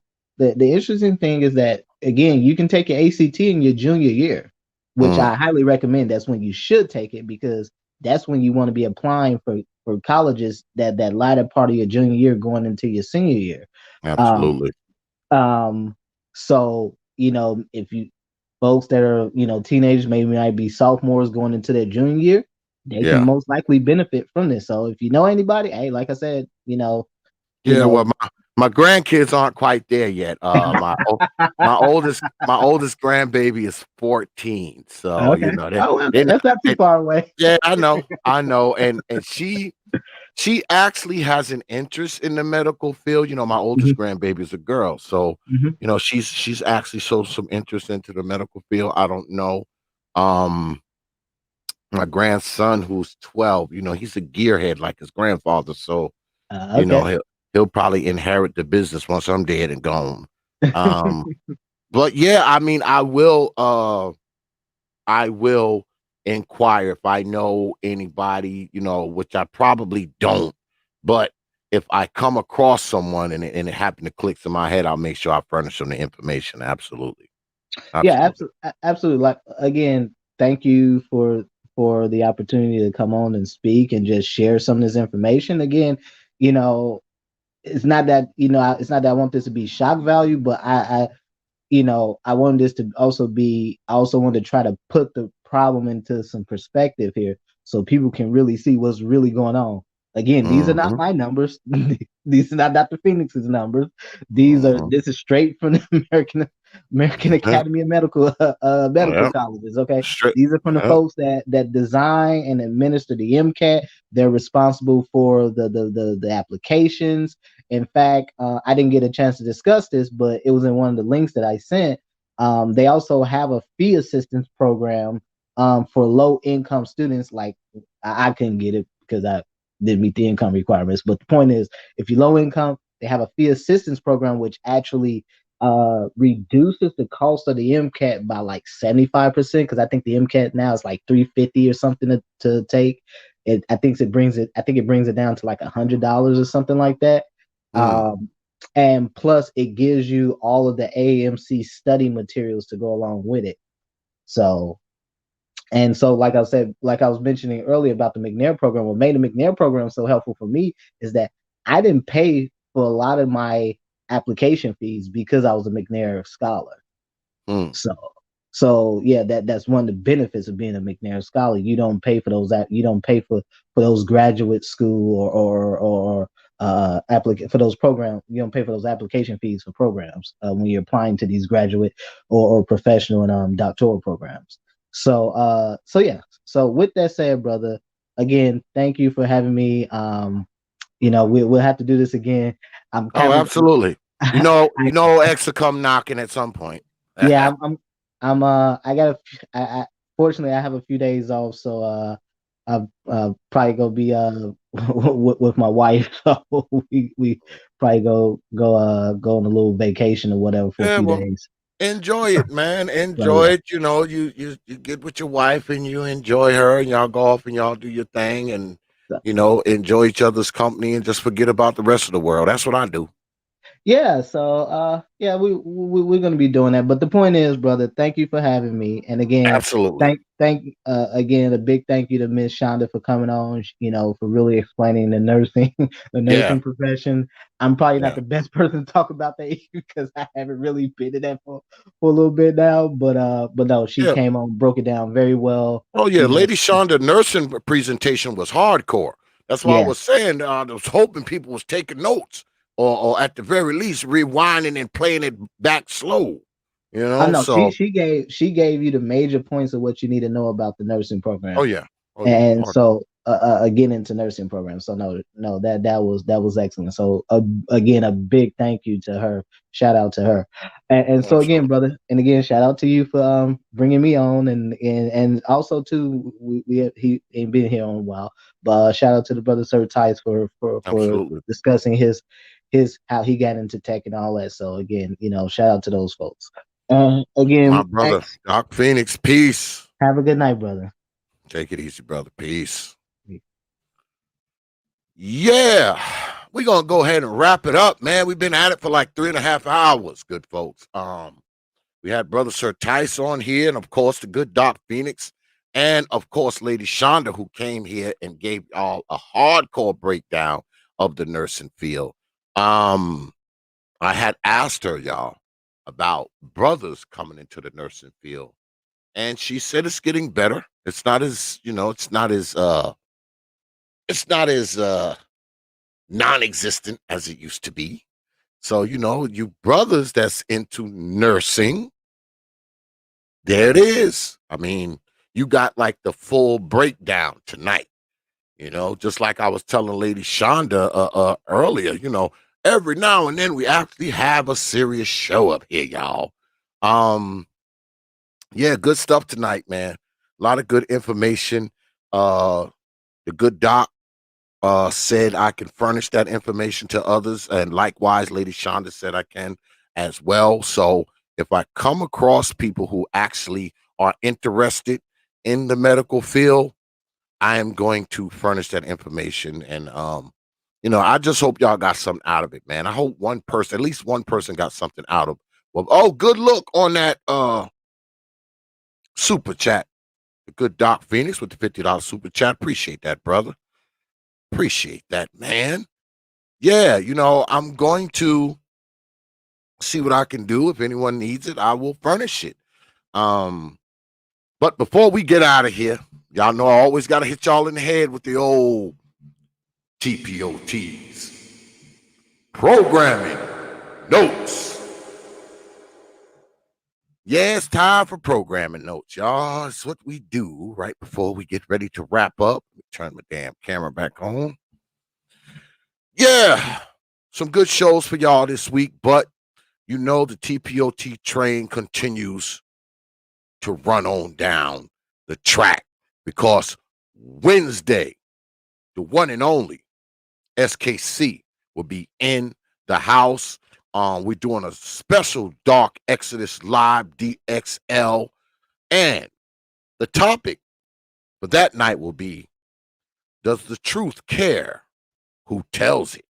Yeah, does the truth care who tells it? And this one's gonna hurt. Yeah, this one's gonna hurt. Brother SKC is coming through, and y'all know how he is. So yeah, this one is probably gonna hurt y'all. So if you don't want to feel hurt Wednesday night, don't come here. Because this one's going to hurt. Yeah, it's going to hurt. But it goes down 9:30 p.m. Eastern, Wednesday night, right here on the T.P.O.T YouTube page. You Negroes know. And then, of course, the following night, the T.P.O.T challenge debates return. Brother TVA, the village arsonist, will be in the house, and he's coming up for a challenge, and he wants to take on any and all conservatives. And he said anybody. I mean anybody. So if you wish to listen to him lay down his premise, then come up here and put up a challenge towards him. Thursday night is when you're going to catch him here, 9:30 p.m. Eastern time on the T.P.O.T YouTube page. You Negroes know. So it goes down next week, y'all. It goes down. I told y'all I'm going to keep pumping them out as much as I can. But yeah, once again, man, I appreciate everybody, man, for coming out tonight, man. I appreciate the good people in here and the good people who hang out there, man. I don't take y'all lightly, man. I never have, and I never will. I appreciate all the super chats and whatnot tonight. As always, man, I will see you good folks next week. We might do something this Saturday. I'm not sure. I got a little bit of something in the works. I might do something Saturday night, but be on the lookout for the thumbnail because y'all always know what it is. I'm old, so I always book. I don't do impromptu stuff. So yeah, Once again, man, I appreciate everybody for coming out. I appreciate Lady Shonda for coming through, Brother SYRTYCE for coming through, and the good Dr. Phoenix as well for coming through, man, and laying out some good information, man, and giving the good folks something to look at, man, and maybe learn something from. And I'll say again, man, if you are interested in the medical field or some of these STEM fields, man, go ahead, man, rewind this tape back because some really, really good information got put out tonight. Some really good information got put out tonight, man. People did medical presentations, man, and gave you the step by step how to enter these fields. Everything you need, what kind of schooling you need, what kind of personality you need. I mean, it doesn't get any more simpler than that. Your hand was held tonight and you were guided through what you need to do to get into the medical field and into the STEM fields. Your hands were held tonight. So hopefully, if you're someone who's interested in it, man, hopefully you go ahead and you follow what you heard here tonight, man, and make the best out of it, man. That's all that can be expected, you know? That's all that can be expected. So once again, man, I appreciate my professionals for coming through tonight, man. Good stuff tonight, man. Very, very good stuff tonight. You know, all jokes aside, you know, very, very good stuff up in here tonight. So with that, I will leave you good folks with 3 words. You know, like I always do. Open your mind. The good doctor is in the house.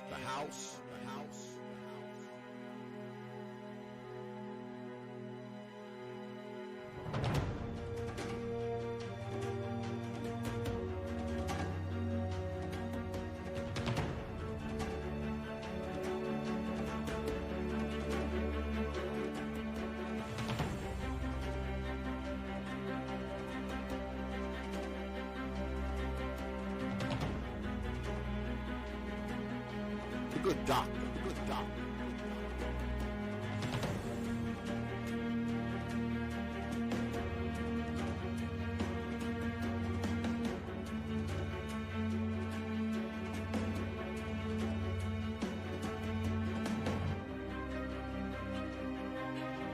Open your mind.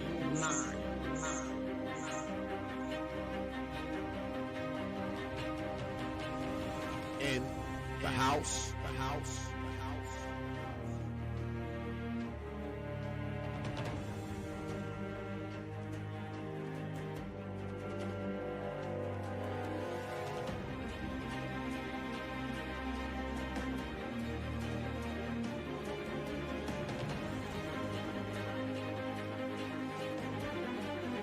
The good doctor in the house.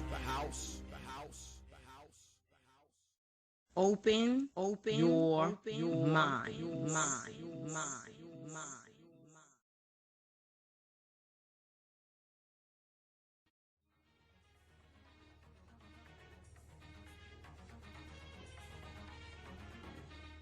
Only from T.P.O.T. Media. Open your mind.